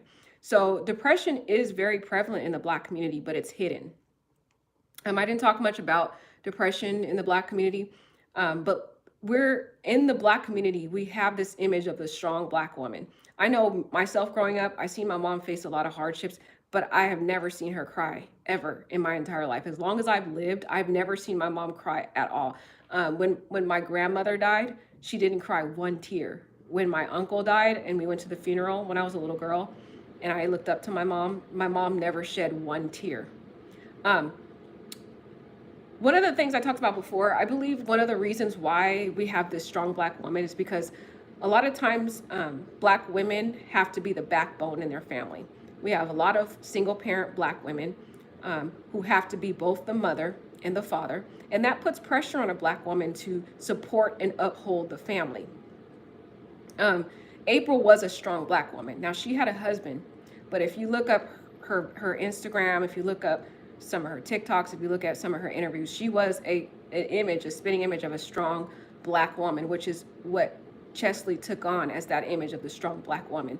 But culturally, the reason why we have the strong Black woman is the hardships that the Black woman has faced in society, from starting from slavery all the way up to being the single woman, the single mother, taking care of the kids, having to be the backbone, the pressure of having to provide for your kids when you have no other source, no other father there to support. And then you have the cultural image of being that strong Black woman that is the unbreakable image that a Black woman is presented with in this society. And as I mentioned before, you're not going to see, most of the time, I mean, it's very rare that you're going to see a Black woman cry. It's very, very rare. So then that is the cultural expectation of the Black woman. And you have that, you place that pressure on, of course, Cheslie's mother was a strong Black woman. She is and Cheslie talks about that her mom is very strong. And Cheslie was a strong Black woman. And how do we know that? We know that from all of her posts, that she posted these happy photos when deep down she was going through a deep, immense depression. She didn't want to show any sign of weaknesses. We also know that because of all her other friends that talk about how she always served as that supporter, protector, advisor to all of her friends. You can go to the many, many friends that she had in pageantry, her childhood friends that ran track with her. They all will tell you how she always gave them advice. She was there. She was a shoulder. They were her shoulder to lean on when they had questions, when they needed help, when they needed mentorship, when they needed advice. So she had to be that backbone, that unbreakable person to help all these people in her life, her friends, her family members. Her family members talked about how they came to her for help and advisements on things. So she had to create this image of that strong, unbreakable Black woman. Even when she talks about the different hurts and the microaggressions that she faced, you can tell if you just go look at it. You can see how her reaction is when she talks about, the people threatening her to suicide, the trolls calling her that she was too old. They petitioned for the Miss USA age requirement to be lowered to a younger age because she won Miss USA at age 28. They protest and they did a petition about it. So again, notice that. Let's talk about that. I didn't talk about that before. When she won Miss USA, there were people out there, trolls out there, petitioning the Miss USA organization to lower the age range because they didn't like the fact that she won. And then you had a lot of people constantly putting in Cheslie's face that she was the oldest Miss USA. So that worked so much havoc on Cheslie's mind, which is why when she turned 30, it just was an added weight. She's been known for the last few years as being the oldest Miss USA. They petitioned for her, the age group to be lower to a younger age because she was the oldest Miss USA. And now she's turning 30, and then she's in the entertainment industry. So this is not an average woman we're talking about. We're not talking about just a regular person who turns 30. Yes, a regular woman goes through that cringe type of reaction to turning 30, but it's not on a higher scale that Cheslie was going through because of the added pressure she was dealing with. And then the constant reminders of her being the oldest Miss USA, which she despised. She did not like being associated with the oldest Miss USA. I watched a lot of her interviews, and I just looked at her reaction. I looked at her body language. One thing I look at is body language, and I can tell she was not pleased. She despised it. She despised it, and now she's turning 30. She started in the entertainment industry at an older age. She's wondering and questioning the expectations of the entertainment industry. And again, she's a very highly intelligent woman who analyzes every single detail. And in my opinion, I think she obsesses over things. She talked about herself being a nosy person. And she used that word. She could have said in inquisitive. She talks about in interviews that she said, I could have used inquisitive. But she chose nosy because she wanted to add some humor to her responses to the Miss USA interview that she did. But she chose that particular word, and she explained what she meant by that is that she's constantly studying, researching, and analyzing everything. So you take someone as intelligent, as articulate, and as analytical like that, and then you put them in a situation that, a normal person would, have somewhat of a minor depression of. But you put someone like Cheslie in that situation, she's going to have a higher level of anxiety turning 30 than a average normal person that may, average normal woman that may, feel depression. Because I know I went through a short term of depression when I turned 30. I know somebody in the comment laughed about that and said not every woman does that. But I've talked to so many women who turn 30 and they do question their future. They do go through a period of questioning, well, what does it mean to be 30? What is my next purpose in life? Women who want kids start thinking about that time clock, or who are not married. They feel some type of pressure. But then now you have someone who is analytical, who has been, since the last few years, been shunned for being the oldest Miss USA. She doesn't like that association. Then you got people protesting that she was the oldest Miss USA, constantly emphasizing her age. There was a constant emphasis on her being old. And so in her mind, an analytical person, now she's turning 30 in an entertainment industry. Can you guys see all the pressure now that's being added on to Cheslie, plus being isolated in a very depressing location? New York is highly depressing, high rates of suicide. And then the week prior, another gentleman jumped off a building in that area, that location, not from the Orion building, but another area that was close nearby that had jumped off a building as well, committed suicide. I mean, think about it. Like, this is way too much pressure on one person. But again, you're not going to see this on social media because Cheslie was the image of a strong Black woman who was constantly protecting, constantly helping, constantly providing emotional support for so many people that she felt she could not show any form of vulnerability to other people. Let's see. So I think Cheslie would have been a great news anchor or reporter for the news. I agree, Angela. She was phenomenal. She brought a light to Extra and a contribution to Extra that was truly amazing. She also broke a story, just very new news anchor. And she broke a story with the gentleman from Empire who said that he was going to retire. She broke that story as a very new journalist. And what made, in my opinion, a skilled journalist is she had that lawyer aspect. And as attorneys, we're constantly conducting direct examinations, cross examinations, and depositions. So we're constantly asking questions. We do a lot of research. That's all can relate to being a journalist. So she had skills to be an amazing journalist. And I was looking forward to seeing her accomplish more, which was heartbreaking because I was keeping track of her career. That's why it was really traumatic for me when she passed away, because I was always looking forward to her Instagram posts. Her Instagram posts used to bring me so much happiness, seeing all the success happening. I would look forward to her posts. I would wait for her to post and go on her page and be like, oh my God, look at, now she's doing this, and now she's on Express. I saw that and I was like, oh, look at her new wig. So that's why it was traumatic for me, because it was like, man, now I'm never going to see any more of her bubbly posts or all the great success that she's had.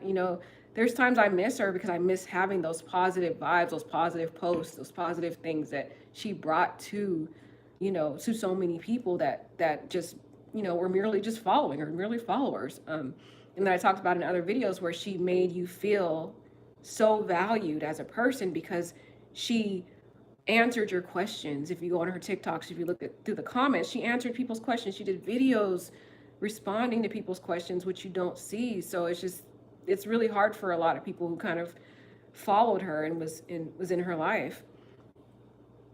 Let's see. The net worth was 1 million by the end of 2019. Yeah, 5 million at the.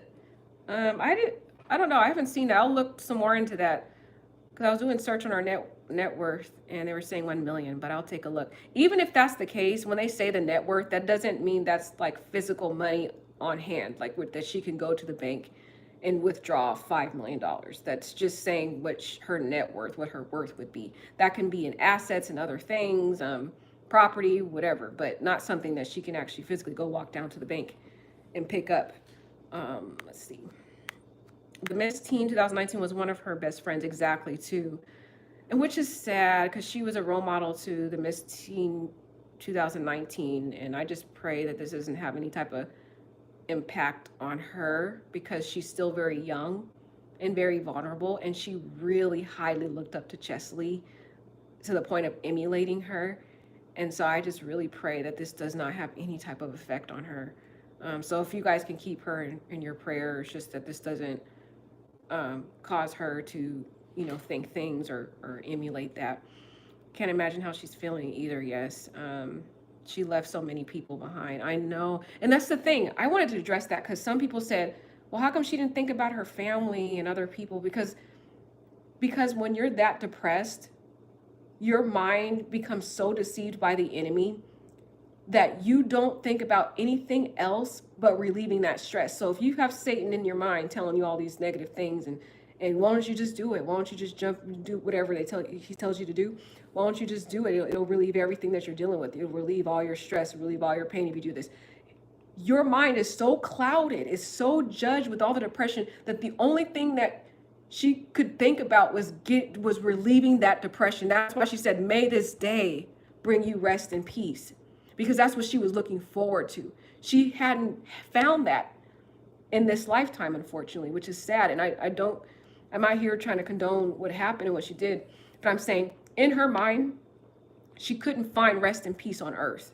So she felt the only way she could find rest and peace was through her decision that she made on January 30th, was self-concluding. That's why she wrote, it was as if kind of a very dark celebration through that photo. You could see, just look at the photo, go back and assess that and see just the whole entire photo, and it'll give you more context to what was going on. And what made it more sad is that she posted it several hours before. But what is interesting though, and someone brought this up in the comments, she did consider the Miss North Carolina competition, which was odd. She waited to do what she did after the Miss North Carolina competition because, as someone mentioned in the comments, which I think they brought up a good point, was that she didn't want to draw any attention, to her decision during that Miss North Carolina competition. Because you notice, if you look at some of the news reports, her last story she released was a congratulations to the newly crowned Miss North Carolina. So she was waiting for that to happen as well. She particularly was waiting for that to happen so that she can, finish what she was planning to do. This was all planned. I'm telling you guys, this was something, Cheslie was a planner. And it's very sad that I'm talking about her planning this situation, but she did. She planned it and she thought about it and she obsessed about it. She researched it because again, that's her character. She talked about it, her being a analytical, nosy person, an inquisitive person. So she researched it. She planned out and specifically chose the 30th. I believe, and I know that the person in the comments said he didn't think it was because of the age thing. It was.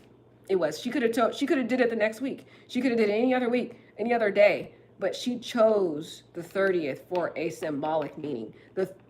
Cheslie did not handle turning 30 well, in contrast to a normal average person. We cannot compare Cheslie. Cheslie's not comparable to a normal average woman. She really despised being 30. She despised it, which is why she wanted to create a message by making this decision on the 30th. And then she further confirmed that through her post saying, made this day, like as if she dedicated the day on the 30th. She dedicated that day as her final resting day. And that's why that was one of the indicators too, when I started looking into this, as to why it was confirming more and more to me that this was a self-conclusion, because she dedicated that day. And it was very sad that she actually thought about this, that she dedicated the January 30th as being a symbolic meaning of the end of her life, the symbolic meaning of the end of her mattering in society's eyes. That's what she was thinking. But she also had a double purpose of, I don't want to draw attention to this situation with the Miss North Carolina competition, which is why her last story was a congratulatory story to Miss. I wish stories lasted. I think you can actually click on her highlights and probably still see the story in her highlights, because I think that's where the stories go on Instagram. But that's the very last story she does, is congratulate them.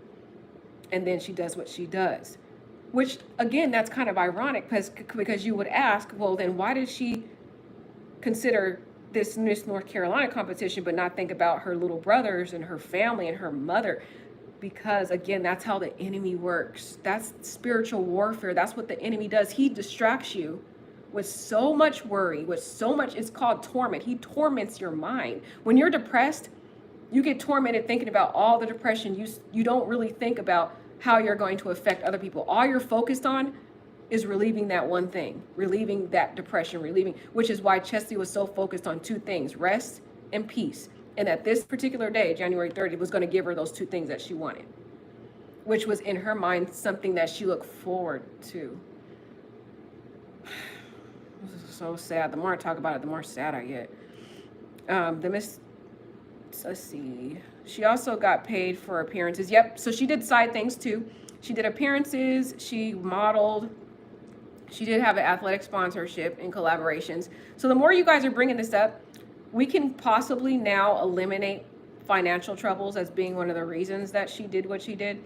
But I do feel she felt a sense of being trapped in the entertainment industries and the high expectations of the external physical appearance and beauty expectations and youthful expectations that Hollywood has, that internet entertainment has.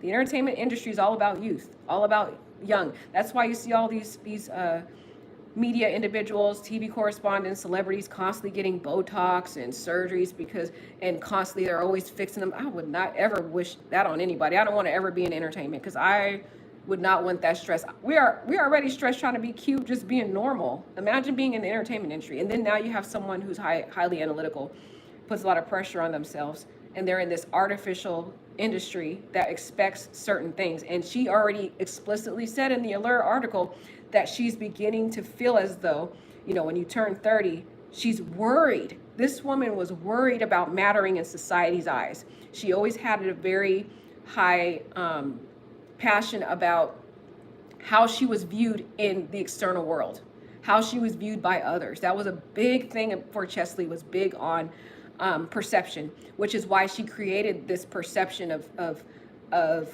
positivity in every post and every interview, which is why all of us here are questioning why she did what she did.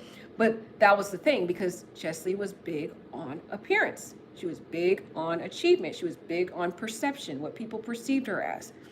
Very, very big on that. That's why her Allure article brings that out, that she said she was beginning to wonder how, whether she would matter in society anymore.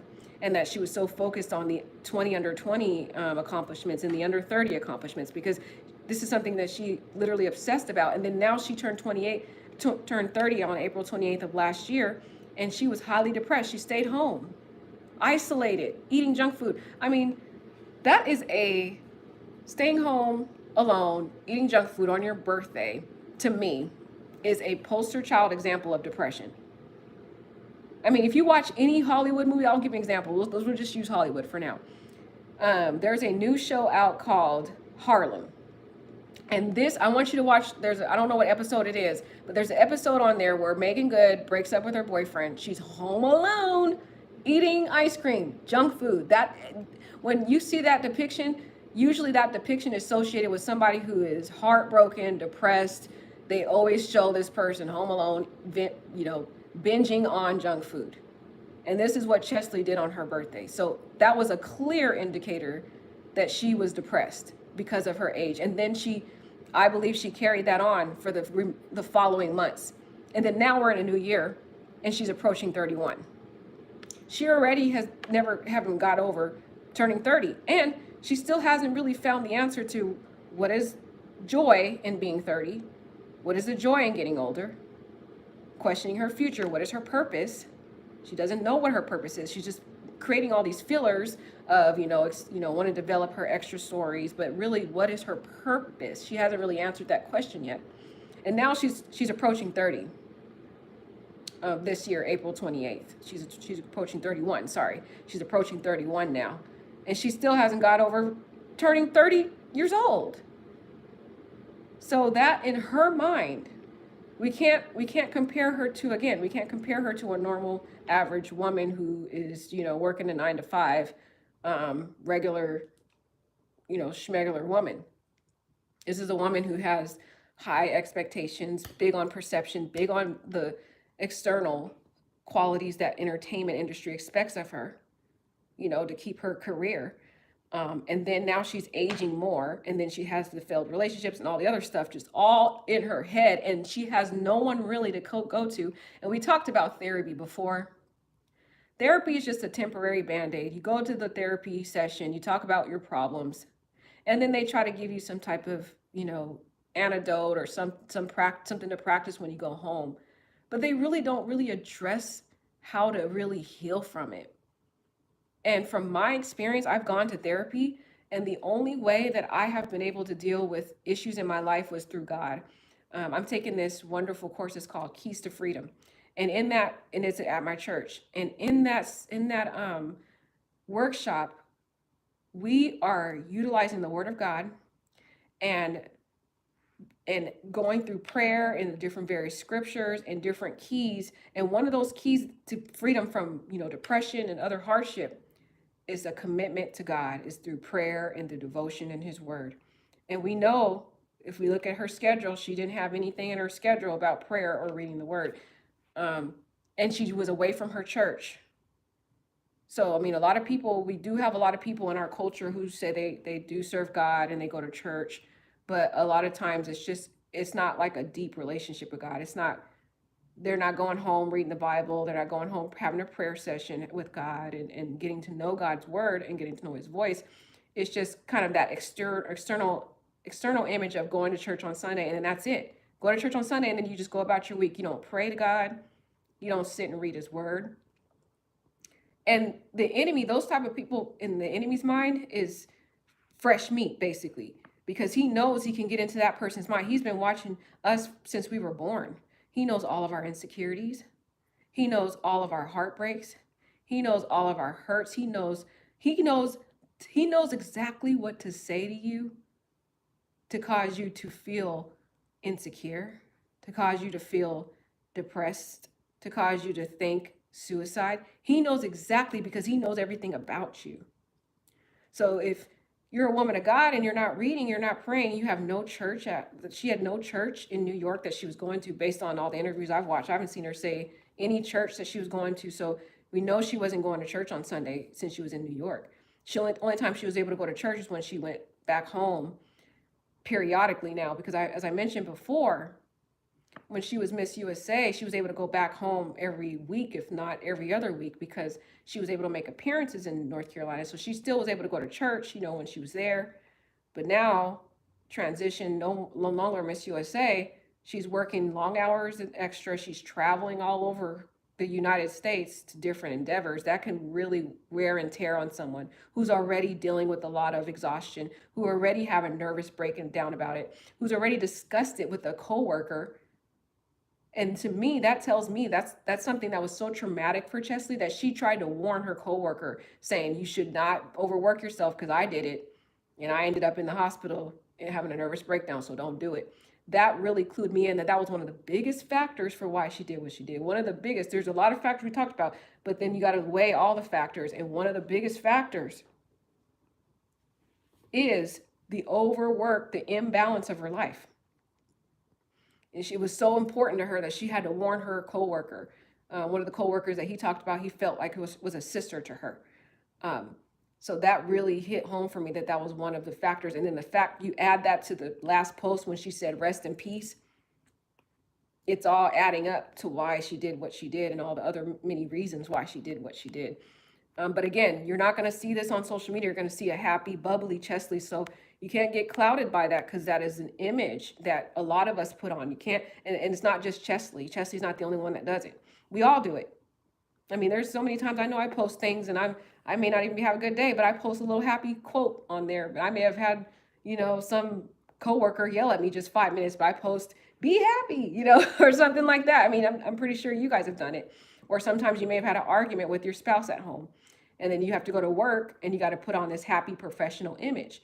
I mean, so, even though Cheslie was an exceptional person, and she created this image of the strong Black woman and the positive, bubbly person online, but she's in that particular sense, she's not different than the average person who does that on social media. Social media is not really real a lot of times. It's more of like an image. I mean, if you guys watch crime shows, how many times you guys hear about that happy goals couple online? They posting all these family photos, dressing just alike. They got their kids all dressed up together, and they look like the best couple. You can go into comments and they say couples goals and all this wonderful things. You're like, man, I wish I could be this couple. And then you hear that same couple, the husband kills the wife, and all the kids. And you always hear that person on the neighbor, or you hear the person that was a friend saying, I would never expect that. John was so nice.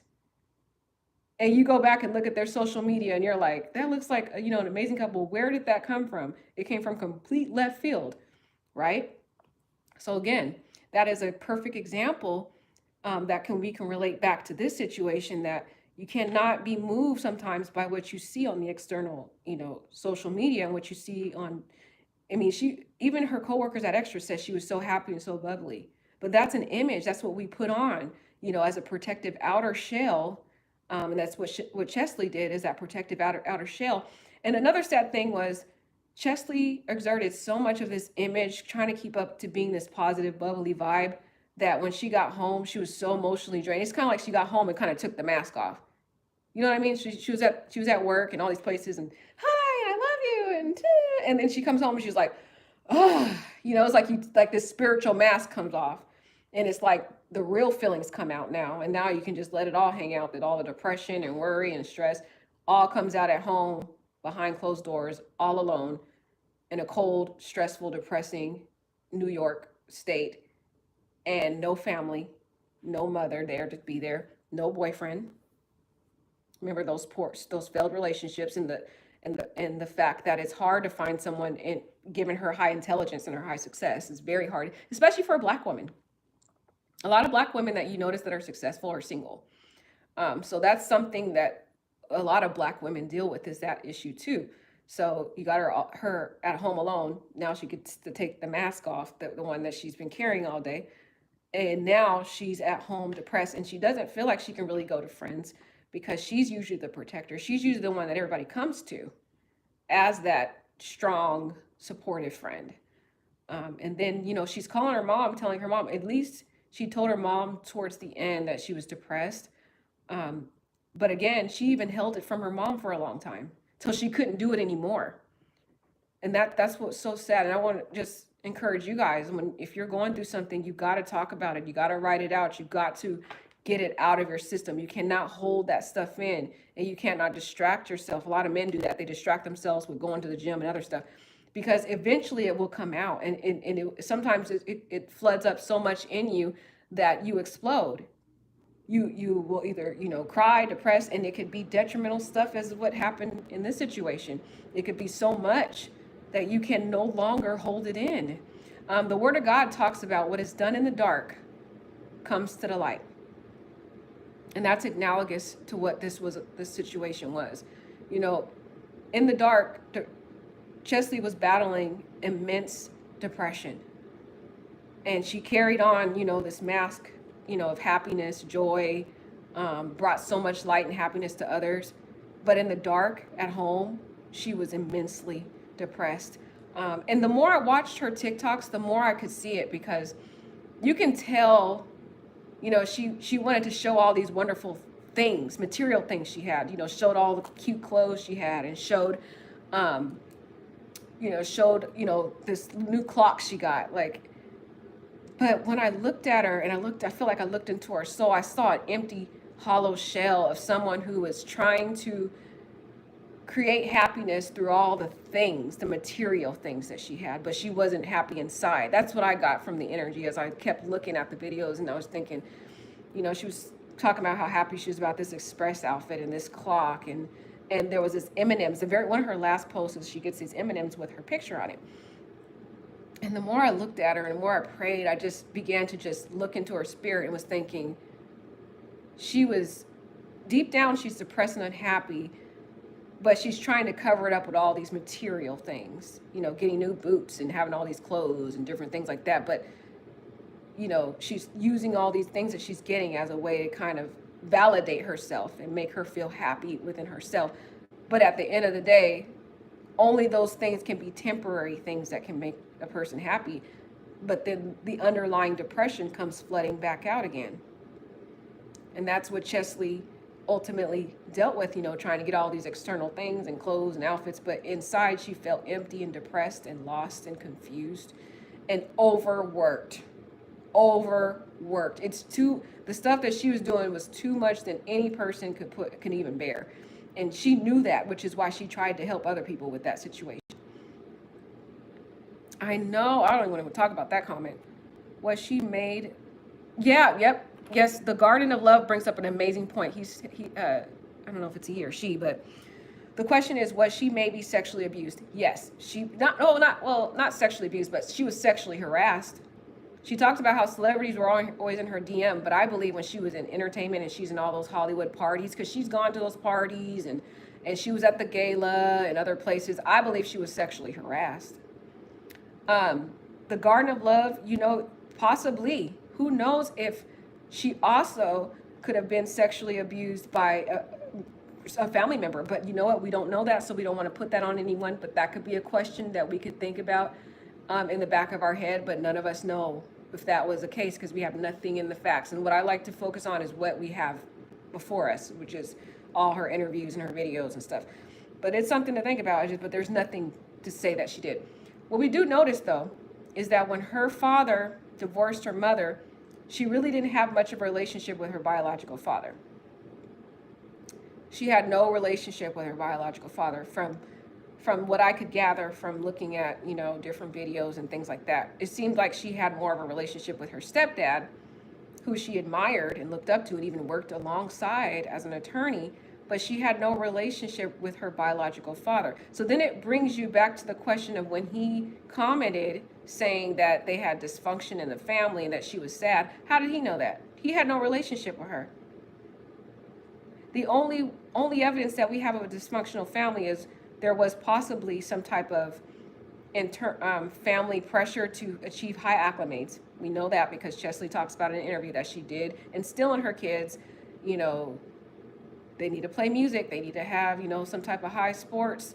And Cheslie's mother was the same type. She talks about in her interviews that she put a lot of pressure on herself to succeed, and she put a lot of pressure on herself to stay physically active. She put a lot of pressure on herself to be this amazing pianist and all the things she put on herself. And she put that same pressure on her kids. So you're dealing with that. So that could somewhat be an underlying untold pressure that Cheslie may have put on herself just based on family background. And I don't want to go into that because I talked about it in the other video, which could be some form of dysfunction. But we know that her mother and father divorced, and that can have a traumatic effect on children that are in a divorced family. If you talk to any child that has been in a family that was divorced, a lot of those kids, go through a lot of psychological trauma. And then abandonment. Cheslie dealt with abandonment because her father abandoned her, basically. She didn't really have much of a solid relationship with her biological father. Her relationship, and she did spend time with her Polish side, with her father. She talks about it in an interview that she did spend some time with them and had different cultural foods and stuff like that when she went to go see the Polish side of her family. But based on some of the stuff I've been looking at, it didn't appear that she had much of a solid relationship with her biological father. So we have to ask that question: is there credibility to the father when he alleged the dysfunction in the family? How does he know? We know he's not at the house. I mean, the only dysfunction we can think of is the abandonment and the divorce that between the biological dad and April, but he doesn't have any real, and if he's not talking to Cheslie, how does he know really much of what's going on? So you do have to kind of take biological father's statements with a grain of salt, because he didn't really, I think that could also be, because when a child is abandoned by their parents at a young age, it could create insecurity in relationships as adults. It can create insecurity, it can create fear of abandonment, and it could somewhat create toxic relationships. And Cheslie talked about in an interview that one of the things that she dealt with in relationships is that she was very selfish, which, can cause some type of issues in relationships. She said she was selfish. And then she had this really funny TikTok that she really craves a lot of attention from her boyfriends. It was a funny, joke, comical post, but there is some underlying truth to some of these posts.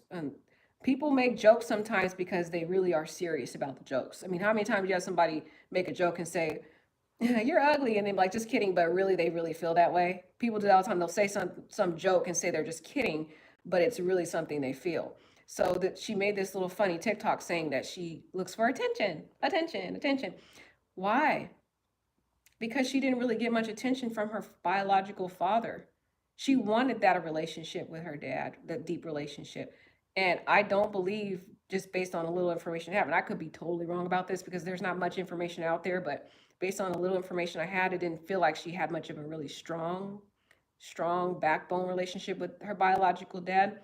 So I think that that issue did cause a fear of abandonment in Cheslie's mind and could have led to some of the relationship issues she had in her romantic life. And that's also probably why she craved so much attention. Chesley was all big on attention. She liked a lot of social attention, stuff like that. So, but why? It's a lot of stuff stems back to a person's childhood. A lot of the traumas and the things that you think about as an adult, if you really sit and assess your life and then go back and think about some of the things that you've dealt with in your childhood, you'll see that a lot of the ways you react to things, your internal fears, your insecurities, those things stem from something that happened in your childhood. So that's what I think about, is that, what was going on with the dad, and how do we know if we can really trust what he's saying, because he wasn't too much involved in Chesley's life. More so, it seemed that April and her new husband had more of an interaction with Chesley than the biological dad. Okay, let's see. You must make a decision due to the fact you woke up. It's a beautiful day. You can even pretend it's your birthday, but be careful with that. You can overspend. I'm not sure what you mean. I guess what you mean, Tracy, is that you have to make a choice to be happy. And that's true. You have to make a choice to be happy. I mean, living on this earth, we all know that we deal with hardship and trauma, but I think Chesley's story is a little different than the average person. And so you got to be careful with trying to compare her with, the normal average person, because if you do, then you're going to get sidetracked, and then you're going to go back down the same hole of thinking, well, she couldn't have done this, and stuff like that. You got to look at it from her mindset. Her mindset is very analytical and different than the average person. When that mother is so pushy, maybe that's some that I don't know if that really was the fact. I think she was really close to her mother. I think her mother was her lifeline, was her best friend, was her everything, which is why she left all of her things to her mother, because she knew her mother would take care of everything. And so I don't really, at the end of the day, there's a lot of rumors out there saying that her mother was pressuring her, and that's why she did what she did, and she wrote the letter to punish her mom. Chesley is not a sinister person. She doesn't even have it in her bone. You will not, if you look at any interview, you will not find one interview where the only thing you'll find online where she was aggressive was the individual who was following her and the news report, the person, the camera woman or cameraman, whoever was holding the camera. And she turned around and she aggressively confronted him, as she should, because he was harassing her. And usually when people do that, you cannot show fear. If you show fear, it just attracts more dark, sinister predators out there. They look for vulnerable people who are weak, who are fearful, who are timid. And that's why Cheslie never showed that. She confronted that person and, confronted whatever demon was on him and told him he needed to leave. And when people, the word talks about we wrestle not against flesh and blood. And when she identified him as following her, she was addressing his intentions, which is why he backed off. And she was very assertive. But that's really the only assertive video out there of Cheslie. Cheslie's not a sinister person. There is no way that she did this to hurt her mother. That's not in her heart. She was doing this because her main focus was on relieving the anxiety, the exhaustion she felt, was seeking for rest and peace. And she felt in her mind, unfortunately, the only way she was going to get that rest and peace was to do this tragic situation. That's the clouding of the enemy, though. That's the deception of the enemy. So when I speak like that, I'm not saying that's a fact of what was going to give her the peace, but the enemy told her that. He told her, if you go and do this action, then you're going to get the rest and peace you've been asking for. And so he deceived her, and she wasn't prayed up, and she wasn't reading that word, and she's not, seeking God in his word, then she's more vulnerable to the enemy's attack and deception on her mind. And that's what led, sadly, to this tragedy. God wants us to leave the worthy world. Yeah, he does. But, this country is all about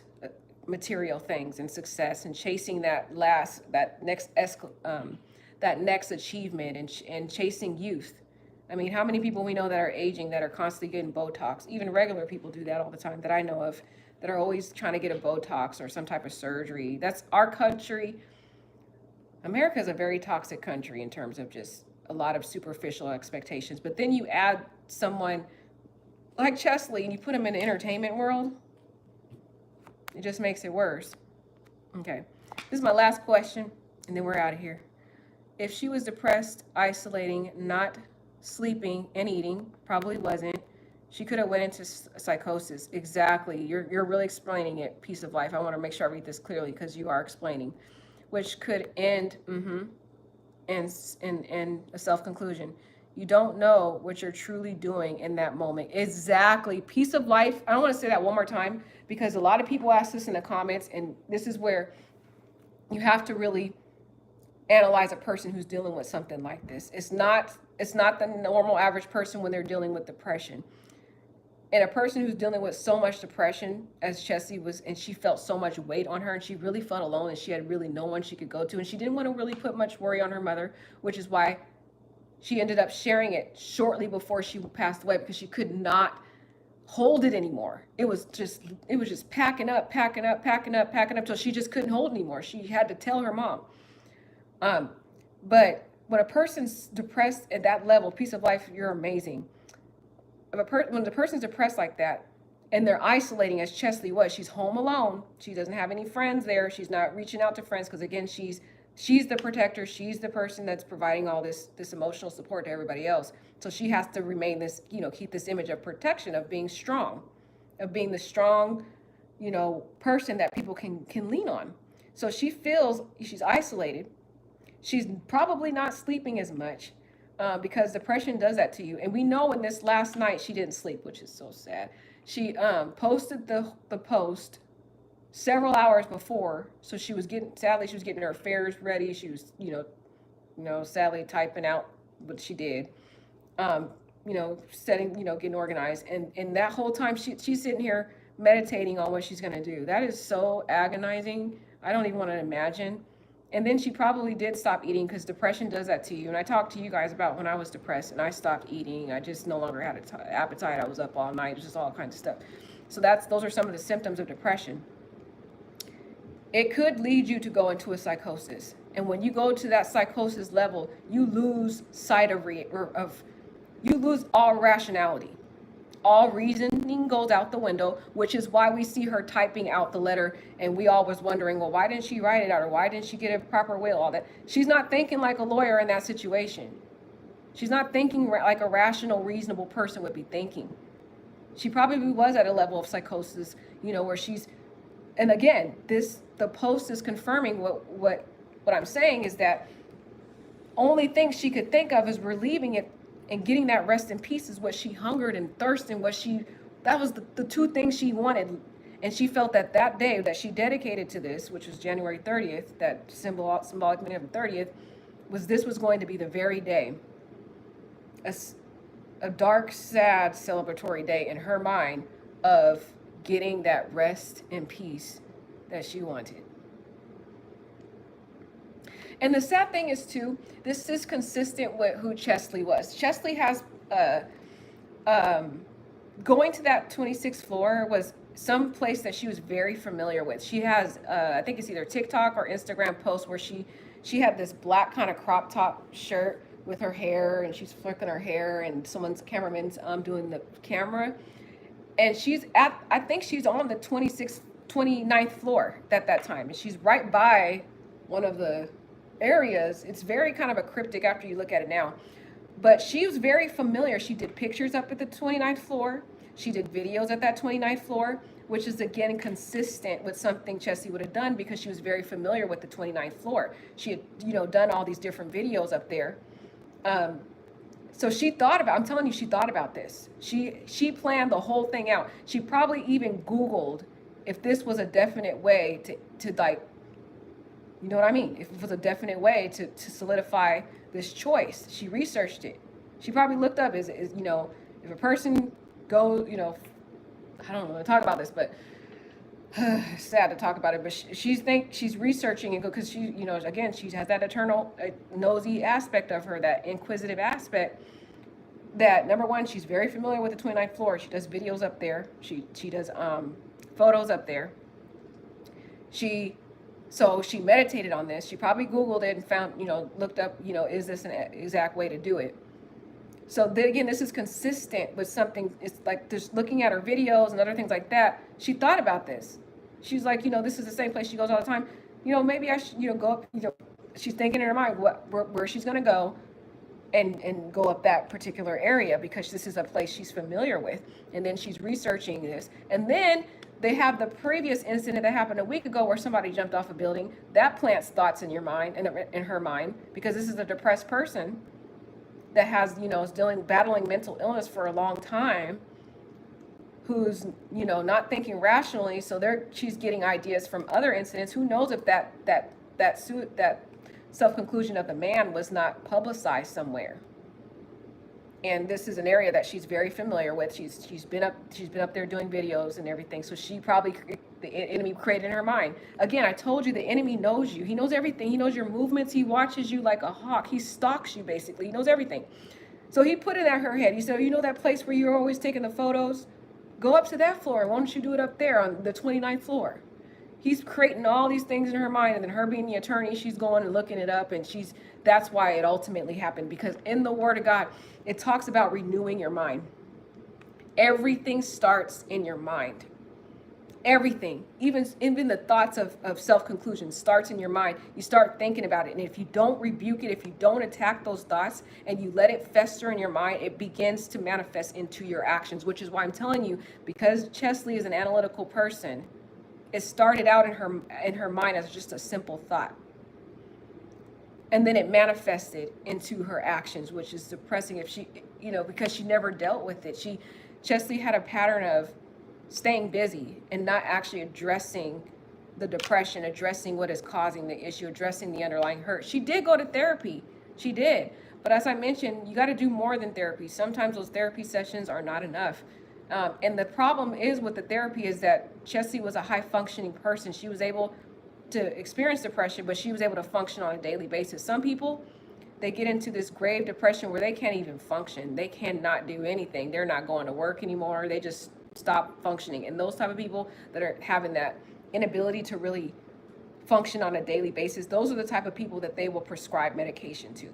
But someone that is as high alert, as able to function in society as Cheslie is, able to carry on her day and put on this mask. I told you she put that mask on, happy, no problems, going to work, putting that mask on every photo she takes, putting that mask on every video she does on social, the stories that you see, that she's just happy person with the photos, and then going home, taking that mask off.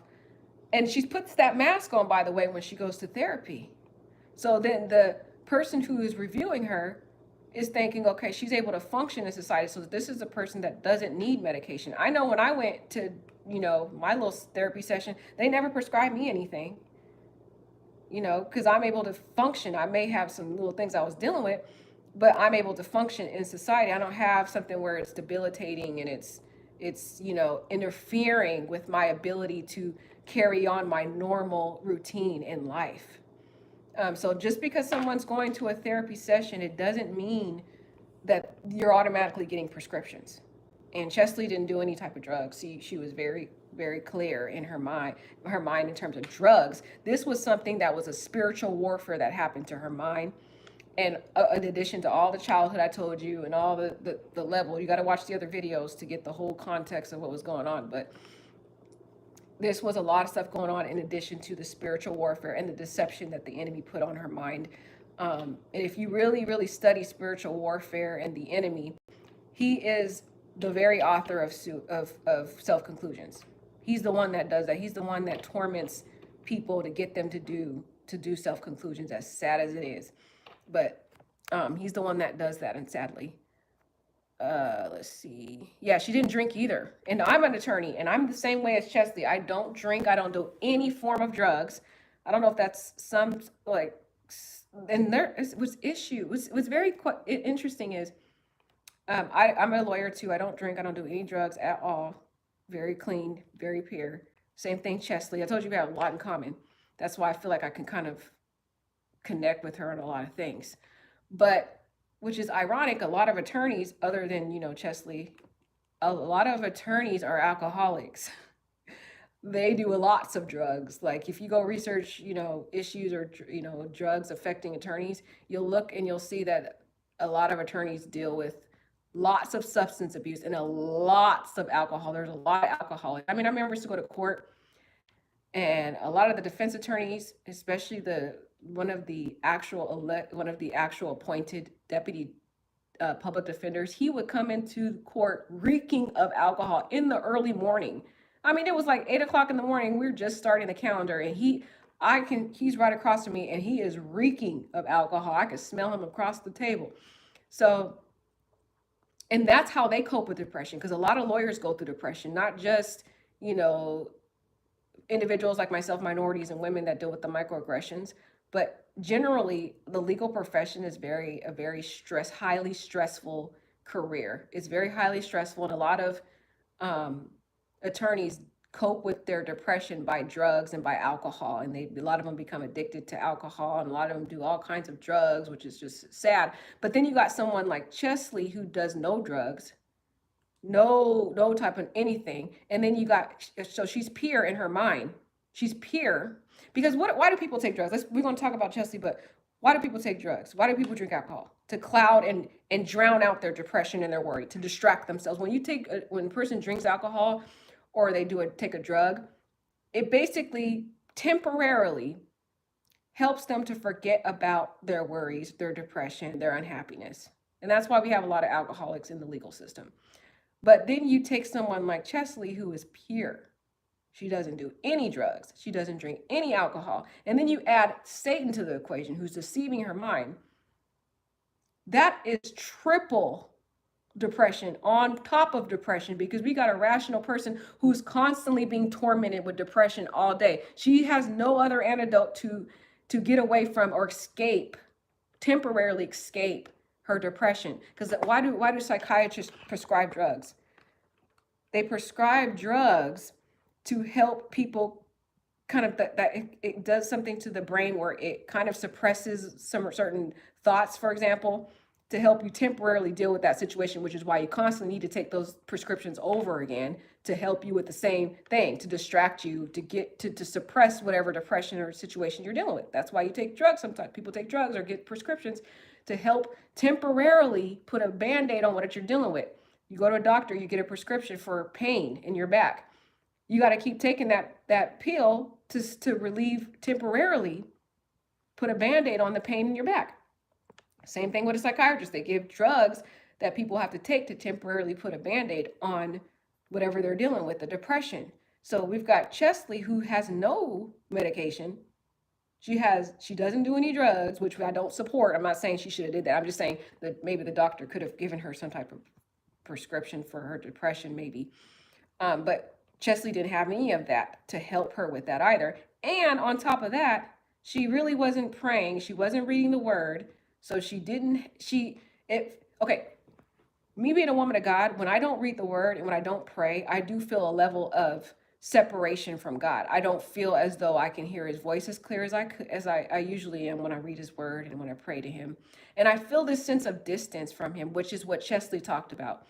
Cheslie talked about in one of her speeches at Elevation Church. I believe she was at Elevation Church when she did this testimony. And I talked about it in one of my videos that you'll have to watch. Where she said that she felt like she couldn't hear God's voice, but her sister could hear him audibly. But then she kind of, so she felt disappointed by that. And she said that, oh, well, then she kind of determined that she could hear him through other people. But I think you have to also look at the level of time each of them are spending with God. I know that Cheslie's sister is very spiritual. So if Cheslie's sister is spending time with God and she's reading the word and she's praying every day, each day she's becoming more familiar with God's word, his promises, and now she can recognize his voice. Cheslie didn't have anything in her schedule of her reading the Bible. She never mentioned, you'll go to any interview, I promise you, she may talk about that she loved God and that she had a relationship and she went to Elevation Church and she grew up in the church and God first. But you will never find an interview out there where she says she reads the Bible. Not one, not one interview. She talked about praying, but she never talked about having actual praying every day. She even went over her schedule in one of her interviews, talking about the specific steps, because she talks about how the way she stay organized and she has a schedule. But in the schedule, she doesn't talk about prayer or reading the Bible. So how is she going to hear God's voice? You can't hear someone's voice if you don't spend time with them. You can't, for example, if you're at a store and some unfamiliar person calls out to you and you've never spent any time with that person, you would not be able to guess who called your name. But if, say, your brother or your sister or your husband or your wife or your child calls out to you and your back is against them, you would immediately be able to distinguish whose voice that is because you spend time with that person. You know that, you recognize that person's voice. So if Cheslie wasn't praying and reading the word, that's probably why she said she wasn't able to hear his voice as clear, in her testimony when she was talking about her speech, because she was only able to get it from people, that third parties, people that she talked to. She was able to hear God's voice through maybe her pastor or through her brother or her sister or some other person, because those people spent time with God. So they knew his voice. So they're going to tell you what God told them, to tell you. But if you're not spending time with God, how are you going to know his voice? And if she wasn't praying and reading his word, that's probably the root cause for why she said she couldn't hear him. And so take that same situation, and now she's at home alone. She doesn't know God's voice. She hasn't really, and she's not going to any church in New York. Her church is all the way in North Carolina. So we know she's not going to church. She doesn't have an actual pastor that she could call up, or she could have called her. I don't know if she had a direct line for her pastor though. But she didn't have anyone in New York or in Manhattan that she could go to on Sunday to say, hey, I need your help. Like, she didn't have anyone like that. Physically in her proximity where she was, she didn't have any of those resources. And, I just remember being in the same situation I talked about in the last video. I'm not going to go into it, but I remember being in the same situation and feeling the same exact way that probably Cheslie felt, being isolated with no social support, no church. Your church is all the way in a different, location. You have no one there. Then you got all the other added pressure. That is what led, sadly. So let's see what else you guys got to say before we go to bed. Let's see. Too much is never good. Yeah, too much is never good. The word of God talks about in Ecclesiastics, neither be too good or too bad. And I can infer from that scripture is God wants us to have balance. I mean, why would he say neither be too good or too bad? He wants us to have balance. That's why on the seventh day, he wanted us to rest. When he created the earth, he had a seventh day where he rested, and he said, I want my people to rest on the seventh day. Meaning he understood the importance of balance. He understood even God. God is above all humanity. He is the supreme being. If God had to rest, how much more do us as human beings have to rest? This is, and it's so, as tragic as it is, you guys, I want all of us to learn from this, that this is an example, because God says all things work out for the good. This is an example that all of us in the whole world can learn from, that we need to have a day of rest. We need to balance our life out. We need to assess our life. We need to make sure that we keep that daily balance, because if you don't, you can go into a form of depression. You can go into a form of psychosis. She was saved that last time when she was in the hospital. She was saved. But see, that was a wake-up call, probably from God telling her, you need to slow down, Cheslie. You need to stop. And she didn't. She just kept doing the same thing. She went on to extra and kept that same stressful, high intensity up, high imbalanced life up, and refused to balance it out. Refused, because Cheslie's publicist talked about how strong-minded Cheslie was. And when Cheslie was preparing for Miss USA, the publicist told her, you should wear this kind of dress. You should wear this color dress. I think it was a blue dress. I don't remember the color. But Cheslie said, no, I want to wear a white dress. And the publicist said, no, you need you shouldn't wear a white dress for this pageant. And Cheslie said, no, I'm going to wear the white dress. And before you know it, Cheslie went and wore that white dress for Miss USA. And that showed me how strong-minded Cheslie was, that Cheslie was immovable. And, she probably had people telling her in her area, you need to slow down, you need, giving her advice. And she just, because she's a very strong-minded, bullheaded type person, you cannot dissuade her from doing what she wants to do. She didn't listen.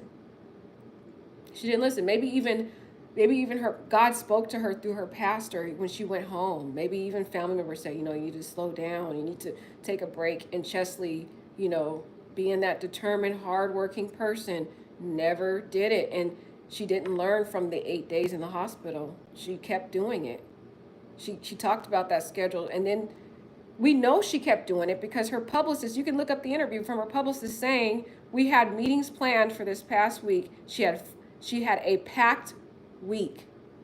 And that's what Cheslie talked about traumatically affected her before in the Laura article. That's what she talked about with her coworker. So we know that was significant to Cheslie, that she knew she needed to slow down.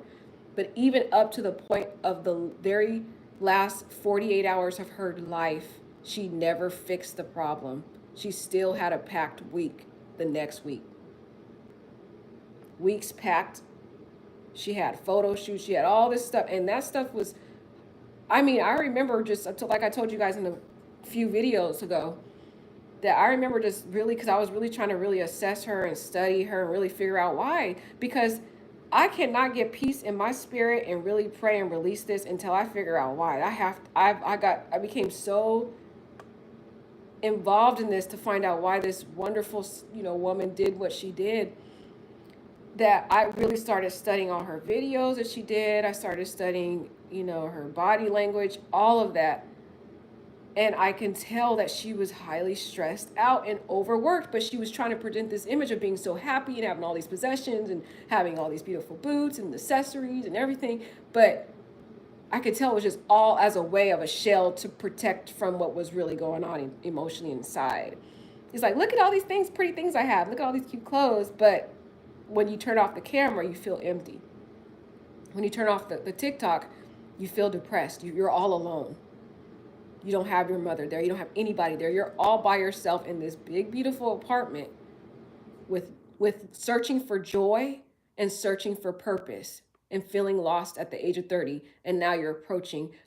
I think when the new year came, she started thinking real high anxiety too about that approaching birthday too. She didn't want that April 30, 28 to come either. She was, when New Year's come along, we're all thinking about all the things we have planned.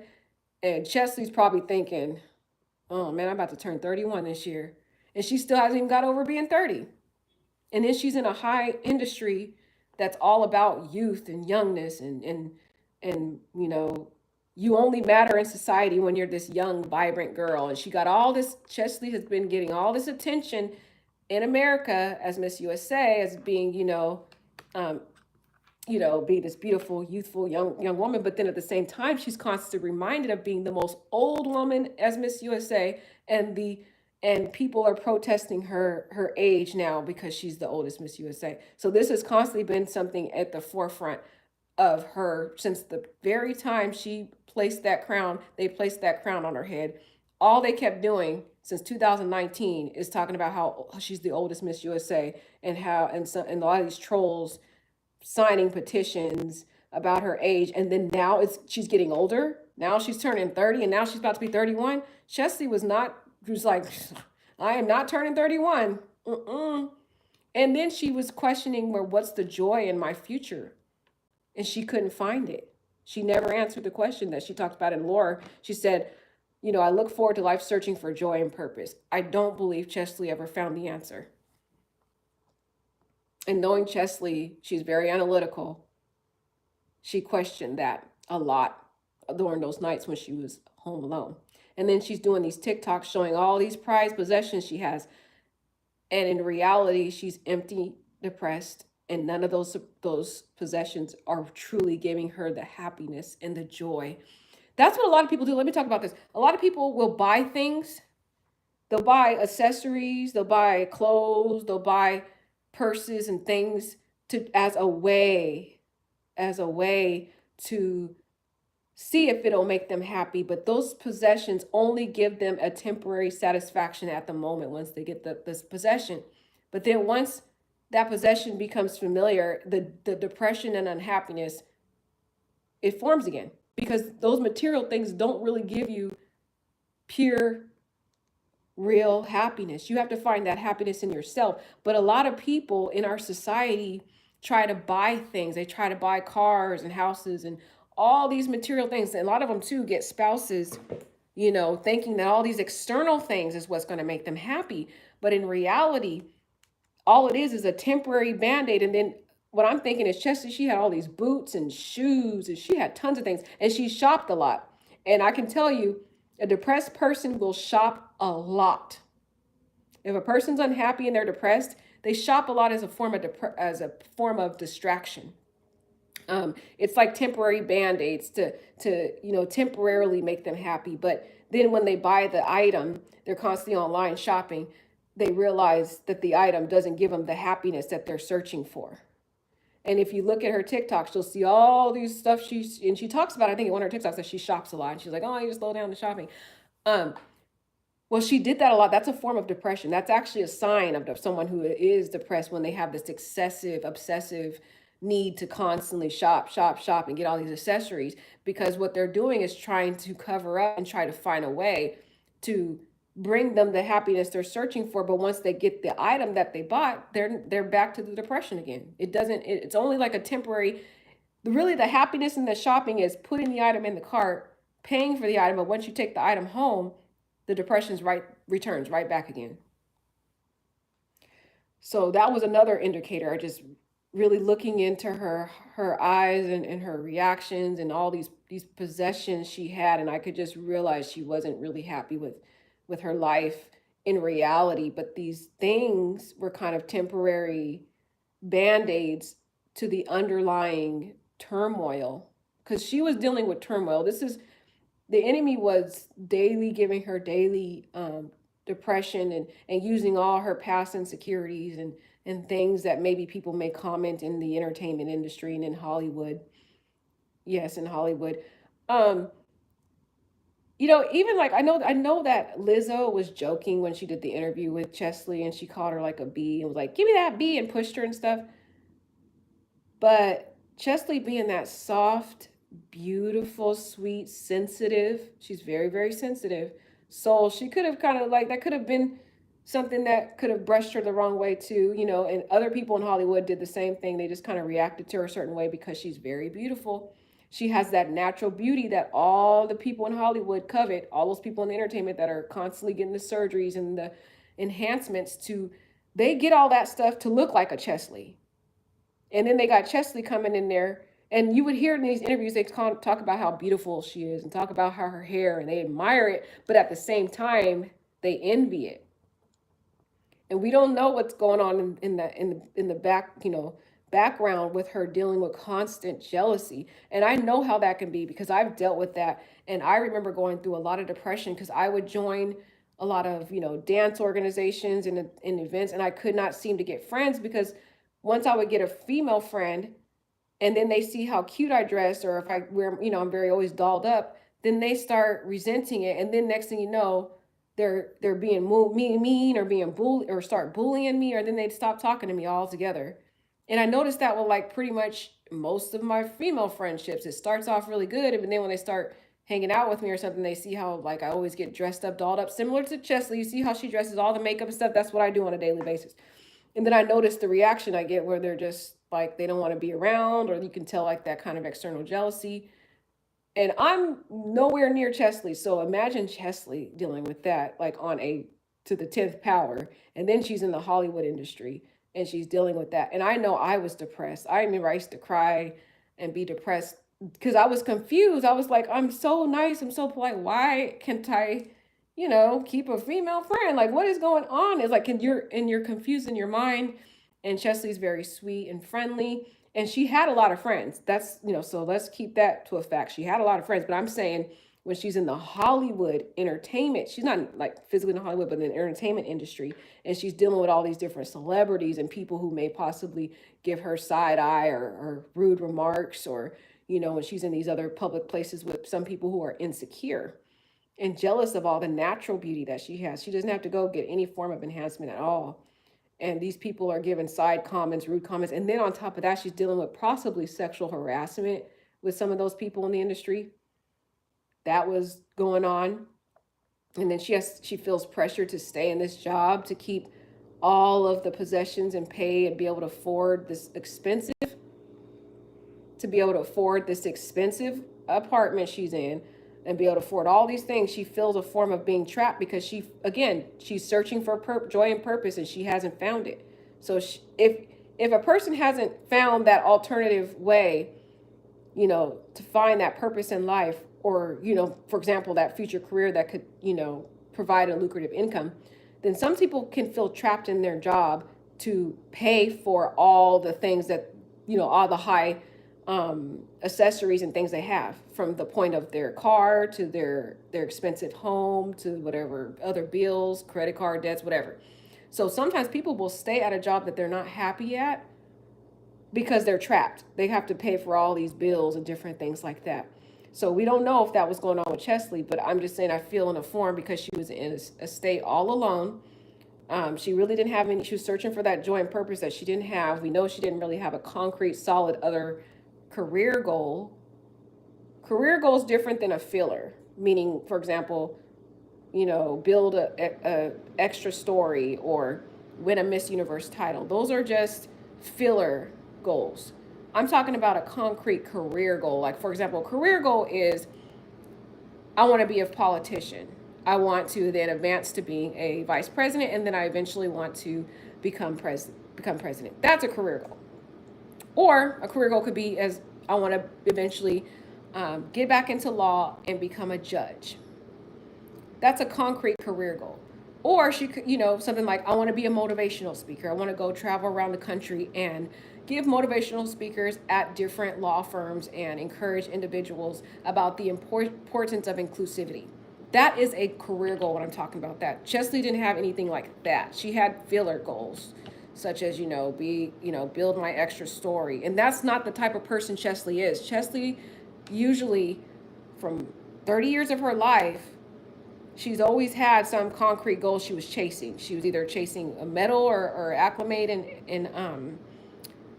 in track and field. Then she was chasing, her titles and her USA titles, and then wanted to be Miss USA. Then she was chasing the educational acclimates of getting the Juris Doctorate and getting the bar licenses and then getting the MBA. Then, so you notice I'm saying she had all these concrete goals, career goals that she had in mind. And then when she reached her plateau when she became Miss USA, then she really kind of started going down a plateau because she no longer could think of, what else can I do? I've accomplished pretty much everything that my parents have done. And I still don't know exactly who I am and what I want. I'm searching for that joy and that purpose, which those are, everything Cheslie says in that article is so monumental. And it is, to me, I feel like it foreshadowed the depression that she has been, was dealing with. And it foreshadowed what happened, sadly, in this situation. That article was very pivotal. The whole part of this whole analysis for me is started out when I saw the 8 days in the hospital. That's immediately when I started looking all into this, because that to me was a red flag. Because normal, typical people who are not dealing with, depression or mental health, they're able to handle some form of pressure in society, but you don't see them ending up in a hospital for 8 days having a nervous breakdown. So that to me automatically started really making me look more into what really was going on with Cheslie. So that is all for tonight, you guys. I want to encourage all of you guys, this really would help, is to tune in to the live stream tomorrow. Tomorrow in my time frame. I don't know how late it is your time, but tune in tomorrow. Tomorrow is Cheslie's homegoing. She's going to have it on live stream. If you're in North Carolina, I would encourage you to go, just to show your love to her, to just give her your blessings.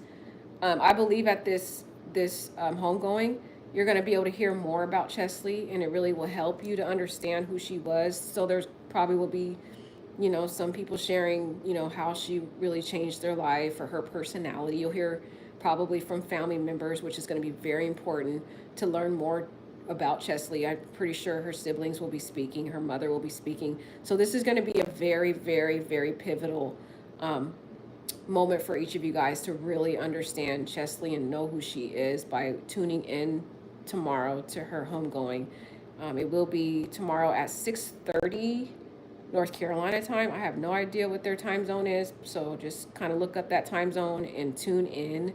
I believe it also will kind of help you to and just really let out the emotions that you're feeling. If you want to cry and just show empathy to her, because this really hurt, let that out. Don't feel like you need to hold that in or be strong. Just, it really is going to help, deal with it, because we did lose a beautiful soul. It feels as though, one of the light bulbs in our society kind of was shut off when Cheslie left. And, it's really sad. So I just want to encourage you guys to go watch the homegoing tomorrow. I know I will be tuning in, and I'll be praying for all of you guys, and just keep praying for her family, because they really need it. This is just a dark time, and I don't think they'll ever be the same, because someone like Cheslie, when you have someone like Cheslie in your life, and then that person is gone, it can really lead to, for them in that particular family, it could lead to a form of emptiness in that family. Can only imagine, the holidays that come up, and they're used to her being there, and they're used to her being, and just imagine her little brother too. So please pray for her little brothers, because her two little brothers loved her so much. They loved Cheslie so deeply. So, them being little kids can't understand what's going on. They can't process why their sister left them. They're probably feeling like, she didn't love them because she left. Because, kids don't know how to rationalize stuff like this. So they really could use your prayer and just your positive vibes. So, all right, guys, I've talked too much to you guys, but I love you guys. I really thank you guys for all my heart, all my soul. I just looked at my subscribers and saw all those subscribers. When I started doing these lives or doing these videos, I only had 100 subscribers, and I didn't do these for subscribers. I didn't even expect people to subscribe. I just was, in fact, when I did my first video, I just expected to get the normal little views I get, So when I saw all those people look at the videos, I was extremely shocked. But at the same time, I thank you guys for helping me by commenting on the comments, because you guys, I feel like you guys are my family now. I don't even know any of you guys, but I feel like when you guys comment and when you give me your input, it feels like it's helping me too, because I have someone, you guys, in the comments and in the chat who, feel what I feel. And also what I love about you guys is that you guys have so much wisdom in the chat. Like, you guys give so many different aspects to it. So it feels like it adds a layer to what I'm thinking and things that I may have missed that you guys have, your own perception of. And it's just creating this clearer picture of what was going on. And it's creating healing, and it's really refreshing to see all your comments. And it lights my day, because I'm like, wow, everybody's commenting, and just your heartfelt wisdom really means so, so much to me. So thank you guys. I really appreciate you taking the time, because I know you guys are all busy. You have your families, kids, and you don't have to comment, but you take the time to do that. And even those of you that are on this live right now, I really thank all of you guys. You don't understand how much this means to me.